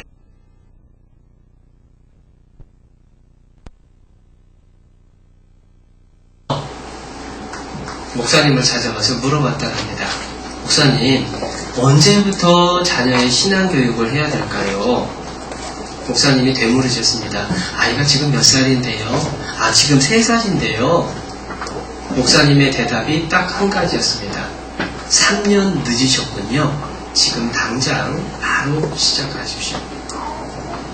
내 아이가 이미 중학생, 고등학생입니까? 너무 늦은 건 아닙니다. 많이 늦은 건 맞지요. 그러나 아직 내 품 안에 있다라는 것이 하나님이 주신 기회라는 겁니다. 지금 당장부터라도 내 자녀의 신앙을 위해서 내가 어떻게 가르쳐야 될까, 그거 고민하는 것이 가장 큰 숙제라고 생각을 합니다. 그렇게 하나님 앞에서 소유권을 분명히 하게 될 때에, 하나님의 자녀임을 우리가 분명히 알 때에 잘못된 사랑이 무엇이고 올바른 사랑이 무엇인가도 알게 됩니다. 그래서 먼저 알아볼 것은 자녀에 대한 잘못된 사랑. 그것도 3가지 알아봅니다. 일부러 계속 3가지씩만 하는데요. 첫 번째, 무절제한 사랑, 무권위의 사랑. 절제 없는 사랑이나 권위 없는 사랑은 결국 하나님과 상관없는 자녀를 기르게 됩니다. 과잉보호하는 게 그 예가 되잖아요. 과잉보호하게 되면 아이가 마마보이가 되기 쉽다라고 얘기를 합니다. 그래서 어른이 돼가지고 직장에 들어갔습니다. 이제 입사를 해가지고 신입사원 교육을 받다가 부서 배정을 받게 됐어요. 어느 부서를 가고 싶습니까? 라고 심사관이 물어봤을 때에 잠깐만요 하고 밖으로 나가더라는 겁니다. 그러더니 휴대폰 꺼내서 전화합니다. 엄마, 어느 부서 가야 돼? 정말 그런 사람이 있을까 싶어요. 그런데 그런 사람이 있으니까 그런 얘기가 나왔겠죠. 과잉보호의 결과입니다. 아이가 준비물을 입고 학교에 갔어요. 준비물을 입고 학교에 가는 아이가 옆에 있는 친구가 야, 너 왜 그거 안 갖고 왔어? 그러니까 빈손으로 왔던 이 아이가 한마디 합니다. 야, 5분만 기다려봐. 아무 걱정 안 하고 걸어가는 거예요. 정말로 5분쯤 지났을까? 얘야! 하고 부르는 소리가 들립니다. 엄마가 들고 왔어요. 이 아이가 엄마한테서 그걸 딱 받으면서 한마디 합니다. 친구한테. 봤지? 아이가 너무나 잘하는 겁니다. 아이의 속에 악이 들어있기 때문에, 죄성이 들어있기 때문에 자기에게 유리한 게 뭐고 불리한 게 뭔고를 너무도 잘 아는 거예요. 저희 아이도 그렇더라고요. 그래서 일부러라도 준비물 입고 가면 혼나게 내버려둡니다. 일부러라도 그런 시간이 필요해요. 과잉 보호는 오히려 아이를 망치는 길이라는 건 너무 많이 들었던 이야기이기도 합니다. 메가드 장군의 기도문에 이런 내용이 있었답니다. 들어보셨을 거예요. 원하옵나니 자녀를 평탄하고 안이한 길로 인도하기보다는 고난과 도전에 직면하여 분투 한거할 줄 알도록 인도하여 주옵소서. 그리하여 폭풍 속에서 용감히 싸울 줄 알고 해자를 관용할 줄 알도록 가르치소서. 편한 것만이 좋은 게 아닙니다. 오히려 자녀에게 실수의 기회를 주고 넘어져 볼 기회를 주는 것이 진정 자녀를 위한 사랑이다. 유대인 가정에 방문을 했던 유태영 박사의 경험을 이야기를 합니다. 이제 갓 태어난 지 얼마 안 된 아이가 막 걸음마를 시작을 하는 그 시기에 방문을 했습니다. 아이가 걸음마를 떼기 위해서 일어섰습니다. 한 발짝 두 발짝 떼다가 넘어지려고 하는데 자기도 모르게 유태영 박사님이 아이를 탁 붙잡았어요.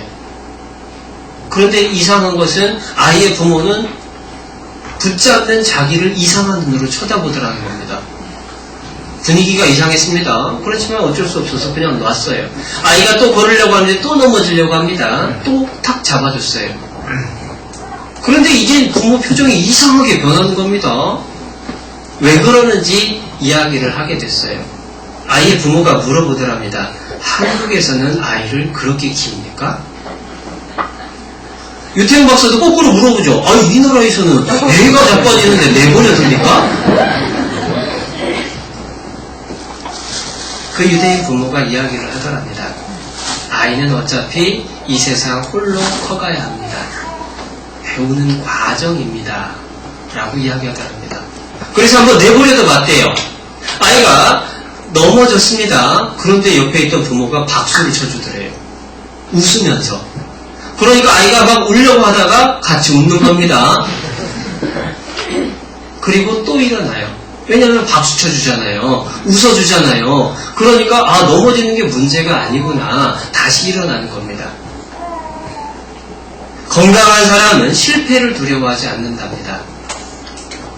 건강하지 못한 사람은 실패를 두려워해서 아무것도 시도할 수 없는 사람이죠.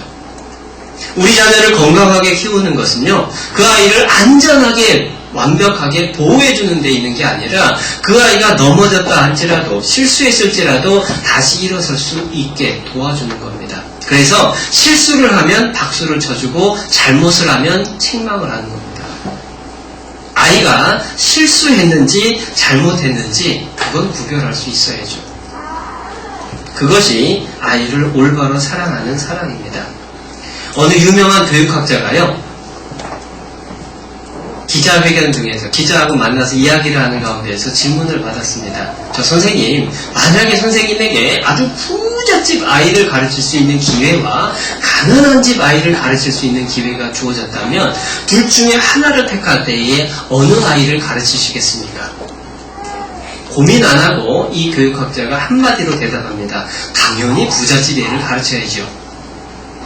기자가 쓴웃음을 지었습니다. 아이고, 속물 하면서 생각했겠죠. 그때에 교육학자가 대답을 합니다. 가난한 집 아이는 이미 너무 많은 걸 배웠기 때문에 내가 더 이상 가르칠 게 없습니다. 여러분, 우리가 생각해야 될 건요, 부모로서 내가 자녀에게 100% 해주지 못한 것 때문에 죄책감을 들고 주눅들어할 필요가 없다라는 겁니다. 내 자녀가 부족을 느끼는 것 자체가 사실은 하나님 앞에서 큰 가르침을 받고 있는 과정인 거예요. 내가 성실하다면, 내가 하나님 앞에서 근면하다면 아무 문제 없는 겁니다. 내가 내 자녀를 학원 못 보내는 게 왜 문제가 됩니까? 아이가 엄마 왜 나는 학원 안 보내줘? 돈이 없어서 못 보내준다라고 해서 주눅들 일이 아니라는 거예요. 그걸 통해서 아이는 배워갈 수 있습니다. 그런데 부모가 그걸 잘못했다라고, 내가 잘못한 거라고 스스로 주눅들어하고 죄책감을 갖기 때문에 아이가 그걸 느끼고 부모에게 원망하고 핑계를 대죠. 대답은 내 안에 있다라고 하는 이창원이라는 학생이 쓴 책에 홀어머니 밑에서 컸던 그 아이의 이야기가 나옵니다. 대한민국 퀴즈의 달인 최고 1위에 수천만 원의 상금을 받았던 학생. 그리고 서울대에 들어가서 자기의 지났던 일생을 이제 짧은 기간이지만은 책으로 써냈던 내용인데요. 그 속에서 자기에게 가난이 가르쳐줬던 많은 교훈들을 이야기합니다. 자녀를 모든 걸 다 해줘야만 된다라고 생각하기보다는 내가 주님 안에서 할 수 있는 것을 하고 있느냐, 그걸 찾아보는 게 중요합니다. 뿐만 아니라 무절제한 사람도 정말로 조심해야 되죠. 엘리에 대한 이야기가 자주 나오는데 한번 찾아보겠습니다. 사무엘상 2장.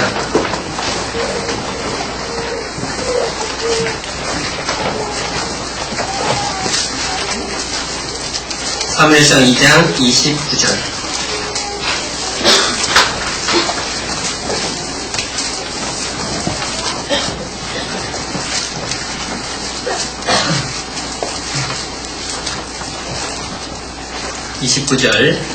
너희는 어찌하여 내가 나의 처소에서 명한 나의 재물과 예물을 밟으며 네 아들들을 나보다 더 중히 여겨 내 백성 이스라엘이 드리는 가장 좋은 것으로 스스로 살찌게 하느냐.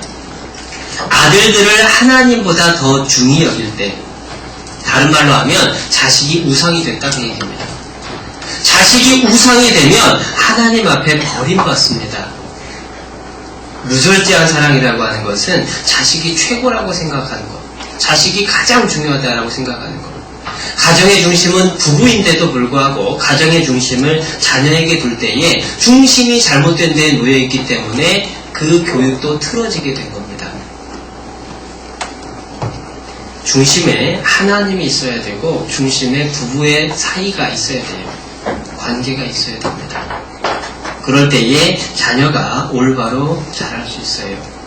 모든 것을 다 채워준다라고 해서 좋은 게 아닙니다. 오세희 목사님께서 교육하실 때도 그런 예를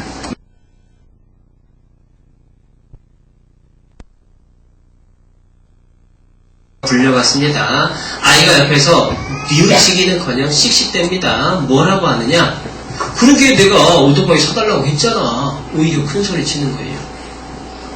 부모가 사달라는 오토바이 안 사줬기 때문에 내가 행패 부린 거다. 그런데 결국 그 부모가 오토바이 사줬답니다. 더 이상 이길 수가 없게 된 거예요. 그게 엘리의 모습하고 똑같은 겁니다. 무절제한 사랑이 나중에 가서는 감당할 수 없는 결과를 주게 되죠. 뿐만 아니라 권위 없는 사랑도 문제입니다. 부모로서의 권위가 자녀에게 세워져 있어야 돼요. 부모의 권위에 복종할 줄 아는 사람이 하나님의 권위에도 복종을 합니다. 출애굽기 20장 한번 보겠습니다.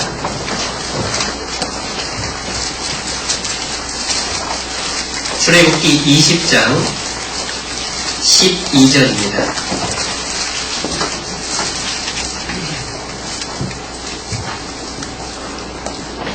출애굽기 20장 12절 함께 읽어보겠습니다. 내 부모를 공경하라. 그리하면 너의 하나님 나 여호와가 내게 준 땅에서 내 생명이 길리라. 자, 몇 번째 계명이죠? 5번째 계명. 5번째 계명은 앞에 있는 네 계명에 연결이 됩니다. 왜냐? 어린 자녀에게는 부모가 하나님의 모습을 보여줍니다. 하나님을 섬기게 하기 위해서 부모를 공경하는 것이 필요한 거예요. 뿐만 아니라 뒤에 있는 5계명에도 연결이 됩니다. 왜냐? 그 뒤에 있는 이웃에 대한 모든 계명을 가장 먼저 실천할 수 있는 곳이 가정이거든요. 그러니까 가정에서 부모를 공경하는 것이 하나님을 공경하게 되는 기준이 되고 이웃을 사랑하게 되는 기준이 되는 겁니다. 그런데 그 부모를 공경하라라는 말씀, 그 계명은요, 나머지 9계명하고 틀린 차이점이 하나 있어요. 그게 뭐냐면 나머지 9계명은 대상이 모든 인류입니다. 그런데 이번 그 5번째 계명은 대상이 자녀예요. 자녀들에게 말씀하셨습니다. 부모에게 공경하라. 네 부모를 공경하라. 훌륭한 왕은 훌륭한 신하들을 만들어냅니다. 훌륭한 장군은 뛰어난 군인들을 만들어냅니다. 훌륭한 부모는 부모를 공경할 줄 아는 자녀를 양육해야 합니다. 자녀들이 부모를 순종하는 것은, 부모를 공경하는 것은 의무입니다. 그러한 의무를 자녀들에게 가르쳐주고 그것이 그 몸에 배이게 하는 것은 부모가 감당해야 될 책임인 거예요. 솔직히 우리가 하나님께 순종하는 것을 배워가는 게 신앙생활입니다. 내가 좋아하고 내가 동의하는 것만 네 하나님, 그 말은요, 그 말씀은 제가 마음에 받아들여지니까 제가 따르겠습니다. 아유 하나님, 그 말씀은 제 생각하고 틀린데요, 저 그거 못하겠습니다. 그렇다면 그건 순종이 아니죠. 부모를 공경하라, 부모를 주 안에서 순종하라, 그 얘기는 부모가 말하는 것이 자기 뜻과 자녀 스스로의 생각과 맞지 않는다라고 할지라도 부모의 권위가 있어서 복종할 수 있게 가르쳐야 된다라는 것을 우리에게 알려주는 거예요. 자녀가 알아서 부모를 섬겨주기를 바라는 게 아닙니다. 그래서 애들 동요도 있잖아요. 맛있는 사과 먹을 때 아빠 먼저 드세요. 애들 노래를 가르치는 것들을 보면서도 정말로 그게 다 이유가 있다라고 생각을 합니다. 과일을 깎았습니다. 과일을 깎아놓고 그것을 맨 먼저 가장 좋은 부위를 포크로 집어다가 아버지에게 전해주는 한 가지부터 가르침이 시작되죠. 어머니가 아버지를 존경하는 모습 속에서 아이가 또한 순종이라고 하는 것을 배워갑니다. 정말로 자녀가 부모의 말에 예하고 복종할 수 있는, 순종할 수 있는 그러한 가르침이 우리에게 절실히 필요한 시대에 우리가 살고 있는 것 같습니다. 두 번째로 완벽주의로 대하는 사람. 그것도 참 문제죠. 성경에 굳이 비한다면 율법주의하고 비슷한 내용일 겁니다. 네, 완벽주의라고 하는 것은 이상하게 우리나라 부모들이 대부분 경험을 하는 내용이죠. 어떤 학생이 반에서 1등입니다. 와, 반에서 1등을 해가지고 집에 왔어요. 그 부모님이, 아버님이 이야기를 하더랍니다. 좀 더 열심히 해라. 아들이 이제 더 열심히 해서 전체 1등을 했습니다. 아빠, 전체 1등 했어요. 아버지가 또 대답을 하셨습니다. 좀 더 잘해라. 이 아이가 진짜 공부를 열심히 해서 전국 모의고사 1등 수석을 했습니다. 아버지가 뭐라고 했겠냐는 겁니다. 아빠, 전국 모의고사 1등 했어요. 웃지도 않고 아버지 한마디 하셨습니다. 남자는 운동도 잘해야 된다.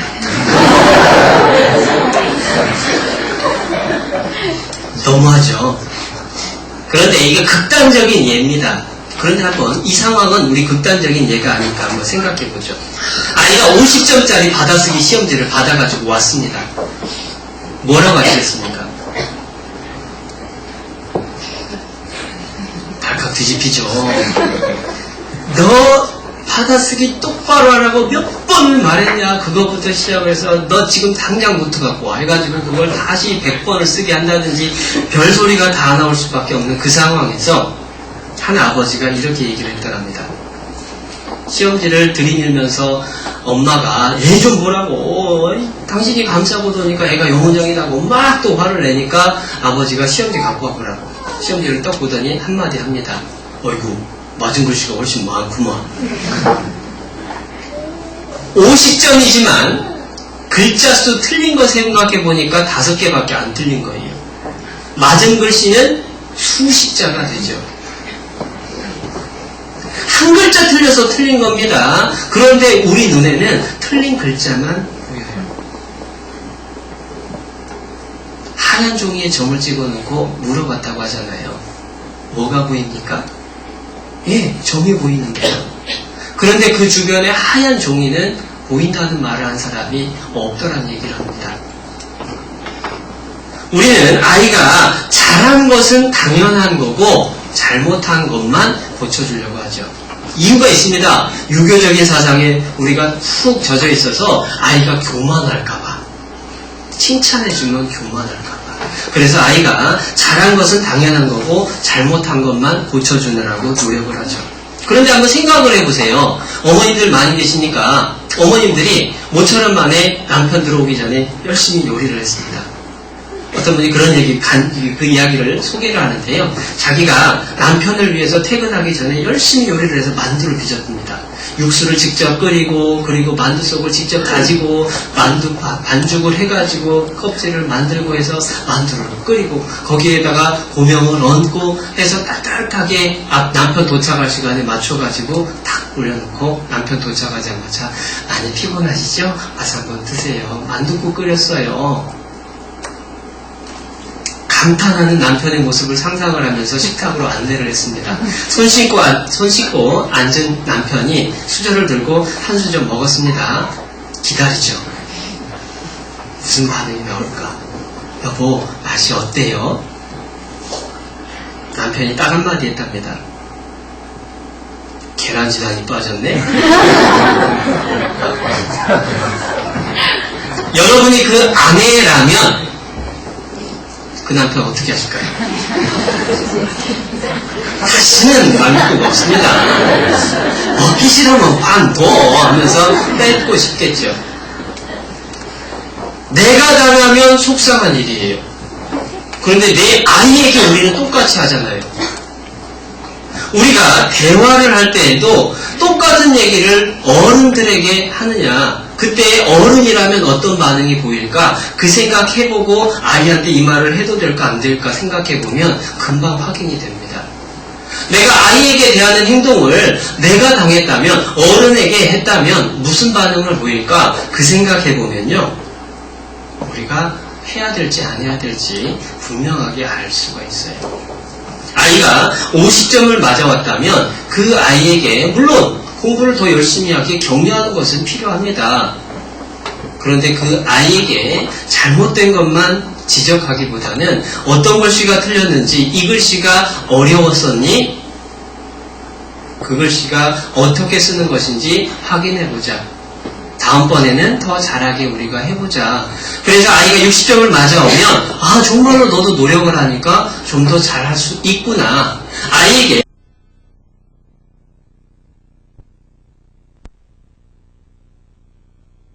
아이가 좀 더 자신감을 갖게 하고 노력하고자 하는 그러한 의식을 가질 수 있게 도와주는 거죠. 완벽주의의 모습은요, 하나님의 모습하고도 달라요. 우리는 세상에 살아가면서 결과를 가지고 항상 평가를 하는 습관에 젖어 있습니다. 그런데 신앙은 과정이라고 하나님 말씀을 하시죠. 바울 사도도 분명히 말씀을 하십니다. 한 일, 즉 뒤에 있는 것은 잊어버리고 앞에 있는 표대를 향하여 그리스도의 부르심의 상을 얻기 위하여 힘써 달려가노라. 신앙생활은 과정입니다. 우리 자녀들도 지금 과정 중에 놓여 있잖아요. 하나님께서 과정 중에 있는 우리에게 너 왜 그것밖에 못해? 라고 매일처럼 한마디씩 해주신다면 우리 누구도 신앙생활할 엄두도 못 낼 겁니다. 그런데 우리의 자녀에게 너 왜 그것밖에 안 해? 너 왜 아직도 안 했어? 매일처럼 그 이야기를 할 때에 아이가 과연 하고 싶은 마음이 생겨날까? 아니라는 것을 분명하게 알 수 있습니다. 완벽주의의 사랑도 잘못된 사랑이죠. 세 번째, 조건부 사랑. 조건부 사랑이라고 하는 것은 무엇을 하면 무엇 해줄게 라고 하는 거죠. 아이고 세수하니까 예쁘네. 아이고 옷 갈아입으니까 예쁘다. 물론 당연한 얘기지만 아이의 생각에 의문을 품게 할 수도 있다는 겁니다. 내가 옷을 갈아입으니까 예쁘구나. 내가 세수를 하니까 예쁘구나. 내가 공부를 잘하니까 이뻐하는구나. 내가 밥을 잘 먹으니까 이뻐하는구나. 내가 엄마 말을 잘 들으니까 이뻐하는구나. 그런데 그 조건이 사라졌을 때에 문제가 생기죠. 자기가 혼날 것에 대한 두려움이 생기고 엄마가 그렇게 편치 않은 존재가, 아빠가 그렇게 즐거운 존재가 아니게 될 겁니다. 그런데 우리 자신이 우리의 자녀를 정말로 조건부 사랑을 하고 있는지 아니면 하나님이 나를 사랑한 것처럼 무조건적인 사랑을 하고 있는지 확인해보는 쉬운 방법이 있답니다. 저도 소개를 받았던 내용인데요. 한번 해보시면 좋을 것 같아요. 집에 가셔서 아이가 혹여 텔레비전을 보고 있든 혹여 딴짓하면서 만화책 보면서 놀고 있든 아이를 향해서 한번 얘기를 해보십시오. 얘야, 너 오늘 정말 예쁘구나. 아유, 너 정말 사랑스럽구나. 라고 얘기를 해보십시오. 아이가 공부하고 있을 때 예쁘구나 하면 당연하다고 할 거 아니에요. 그럼 그렇지 할 겁니다. 그런데 자기가 놀고 있는데 옆에 와서 아유, 너 오늘 왜 그렇게 예쁘니? 라고 할 때 아이의 반응이 왜요? 라고 나온다면 지금까지 조건부 사랑을 베풀었다. 결론을 얻으면 되고요. 아이가 나도 엄마 사랑해. 고마워요.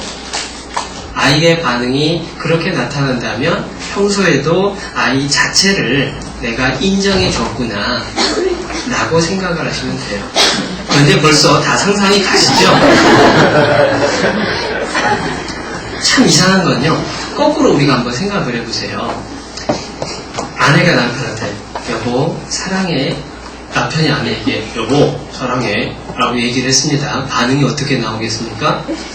평소에 물론 이렇게 주고받았다면 모르겠는데 갑작스럽게 얘기를 해요. 그러면 눈초리가 올라가면서 뭐 잘못했어? 뭔 일이지? 왜냐하면 평소에 부부 간에도 부모 자식 간에도 항상 사랑의 표현을 할 때에 조건이 늘 개입되어 있었기 때문에 갑작스러운 표현에 내 자신도 받아들일 수가 없는 거예요. 저 사람이 뭔가 또 꿀리는 게 있으니까 저러구만. 이런 반응이 나오죠. 하나님이 우리를 조건부 사랑을 하셨다면 우리 중에 사랑받을 사람이 누가 있었겠습니까? 하나님의 사랑으로 자녀를 사랑한다. 아까 찬양 잠깐 불렀죠? 주의 사랑으로 사랑합니다. 주의 사랑으로 사랑한다는 것은 조건이 없다라는 겁니다. 시간이 조금 지났는데요. 아이들이요, 영상을 하나 만든 꽤 오래전 영상인데요. 잠깐 아이들이 부모님의 이야기를 들으면서 어떤 생각들을 하는지 잠깐 한번 보겠습니다.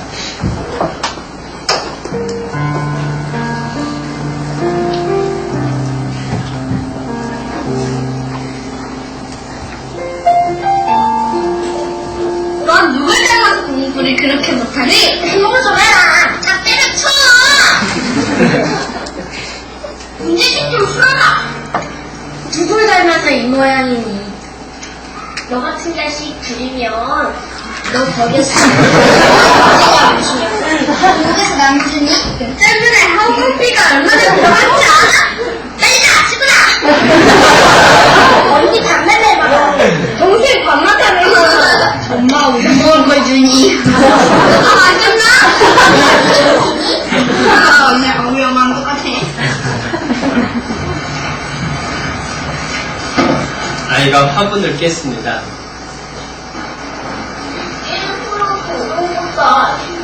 일부러 그런 사람이 어딨어. 미안해 그렇지 뭐. 아침도 신속해 하루는 억지로 난리야. 정말 죄송해. 시끄러워.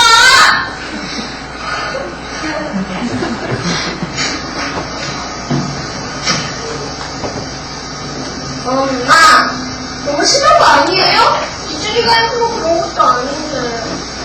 이게 얼마짜리인지 알아? 아 몰라요. 혜인은 왜요? 너무 쉬운데.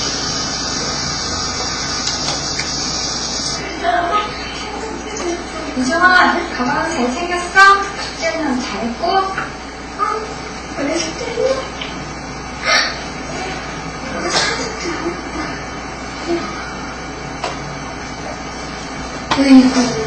어제 컴퓨터 게임을 실컷 하더니 넌 왜 그렇게 천방지축거리니? 자기 할 일을 스스로 하고 그러는 거 아니야? 안 되겠어. 컴퓨터 석영이한테 보내야겠어. 엄마 좀 그럴 수도 있지. 엄마 맨날 지갑을 얻었는데 잊어버려. 난 바빠서 그렇지. 빨래하랴, 청소하랴. 그럼 나는 바쁘다? 친구들이랑 같이 놀아야 되고 컴퓨터 게임도 해야 되고. 그니까 그게 뭐가 그렇게 중요하다고 그래. 그럼 나 어디서 이런 말버릇을 배워갖고 왔어? 엄마 지금 몇 시냐 하면 너 영어 테이프 세 번 들었어? 어? 너네를 보고 배웠구나. 어이구, 윗물이 맑아, 아랫물이 맑지. 어이구! 아니 한 번밖에 못 들었는데 계속 막 엄청 많이 깨웠다고 막 좀 그래요. 막 엄마가 옷 골라주는 대로 빨리빨리 안 입는다고 그럴 때 엄마 옷 골라주는 것마다 싫다고 그럴 때 잘하는 게 하나도 없다. 그랬을까 생각.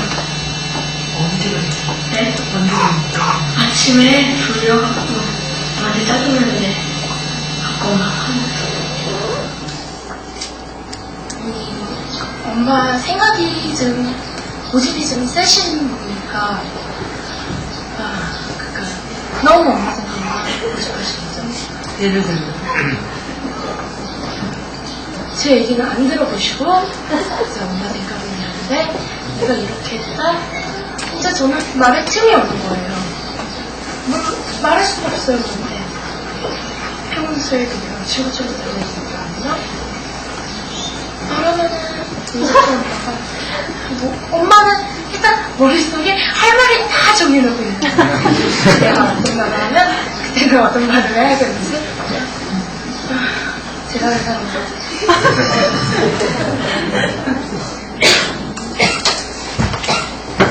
많은 얘기들이 실제 우리 일상생활에서 우리 자녀와 사이에서 오고 가는 얘기들입니다. 그런데 이런 생각을 해봤어요. 조건부 사랑과 무조건적인 사랑이라고 하는 것을 우리 스스로도 사실 경험을 해봤는데요. 아이가 막 태어났을 때 그 아이를 보면서 어떤 마음이셨는지요. 이 아이가 처음으로 빵긋 웃고 이 아이가 처음으로 한 발짝 내디딜 때에 일어서려고 파르르 떨고 있을 때에 그 모습을 보면서 어떤 마음이었습니까? 너무도 사랑스럽고 그저 있는 것이, 그저 웃는 것이, 그저 방긋 웃어주고 한 발짝 떼는 것 자체가 그렇게 기쁘고 즐거움이 되고 피로를 다 풀어주는 위로제가 됐는데 도대체 뭐가 변했냐 이거예요.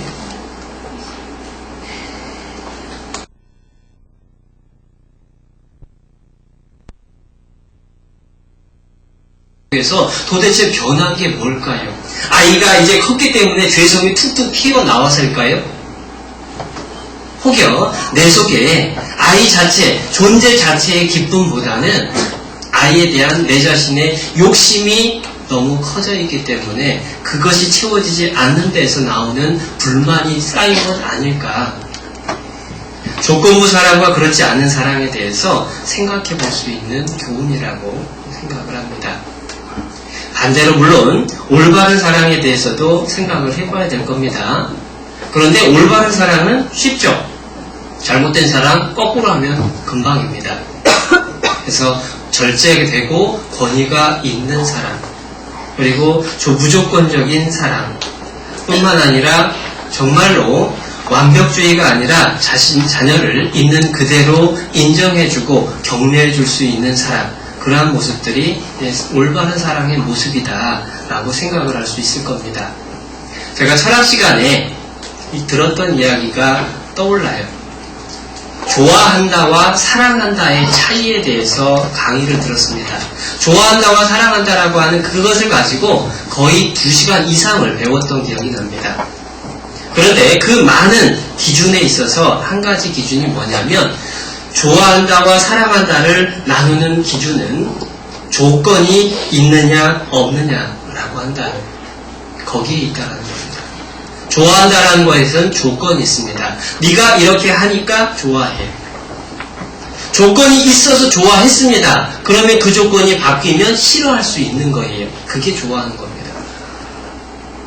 사랑은 조건이 없는 거죠. 그렇기 때문에 사랑은 변하지 않는 겁니다. 내가 부모로서 자식을 사랑하느냐, 좋아하느냐. 조건부 사랑이라고 하는 표현은 실상은 잘못된 표현입니다. 조건부로 좋아했다가 조건부로 싫어했다가 할 뿐이죠. 사랑이라고 하는 것은 무조건. 그래서 결혼식 주례사에서 빠지지 않는 말이 검은 머리 팥불이 되도록 비가 오나 눈이 오나 바람이 부나 아프거나 건강하거나 왜 그 많은 조건들을 일일이 다 얘기를 하느냐. 조건이 다 바뀌더라도 사랑하겠느냐. 그게 사랑이다. 자녀를 대해서도 똑같은 겁니다. 그런데 우리는 너무도 조건부 사랑에 익숙해 있죠. 자기 다 사랑해? 응? 그럼 사랑하지. 어떤 점이 좋아서 사랑해? 다. 아니 그거 말고 왜 사랑하는 거야? 당신이니까 내가 사랑하지.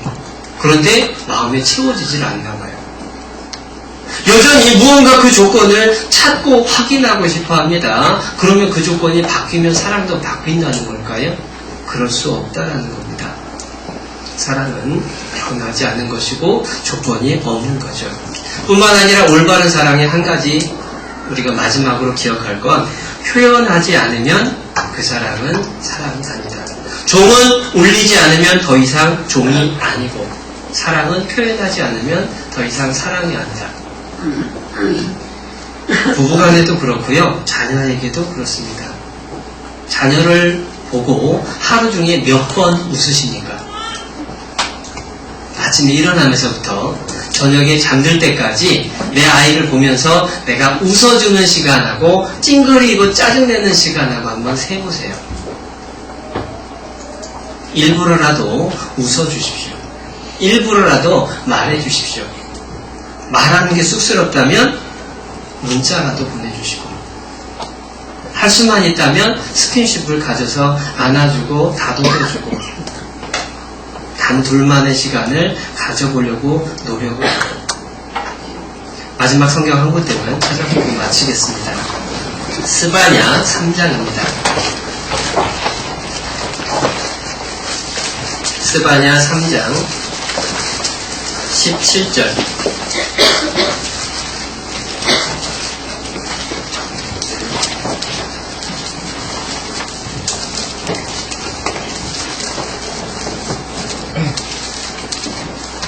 (3장 17절) 말씀 함께 읽겠습니다.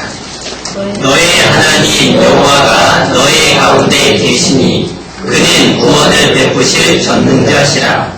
그가 너로 인하여 기쁨을 이기지 못하여 하시며 너를 잠잠히 사랑하시며 너로 인하여 즐거이 부르며 기뻐하시리라 하리라.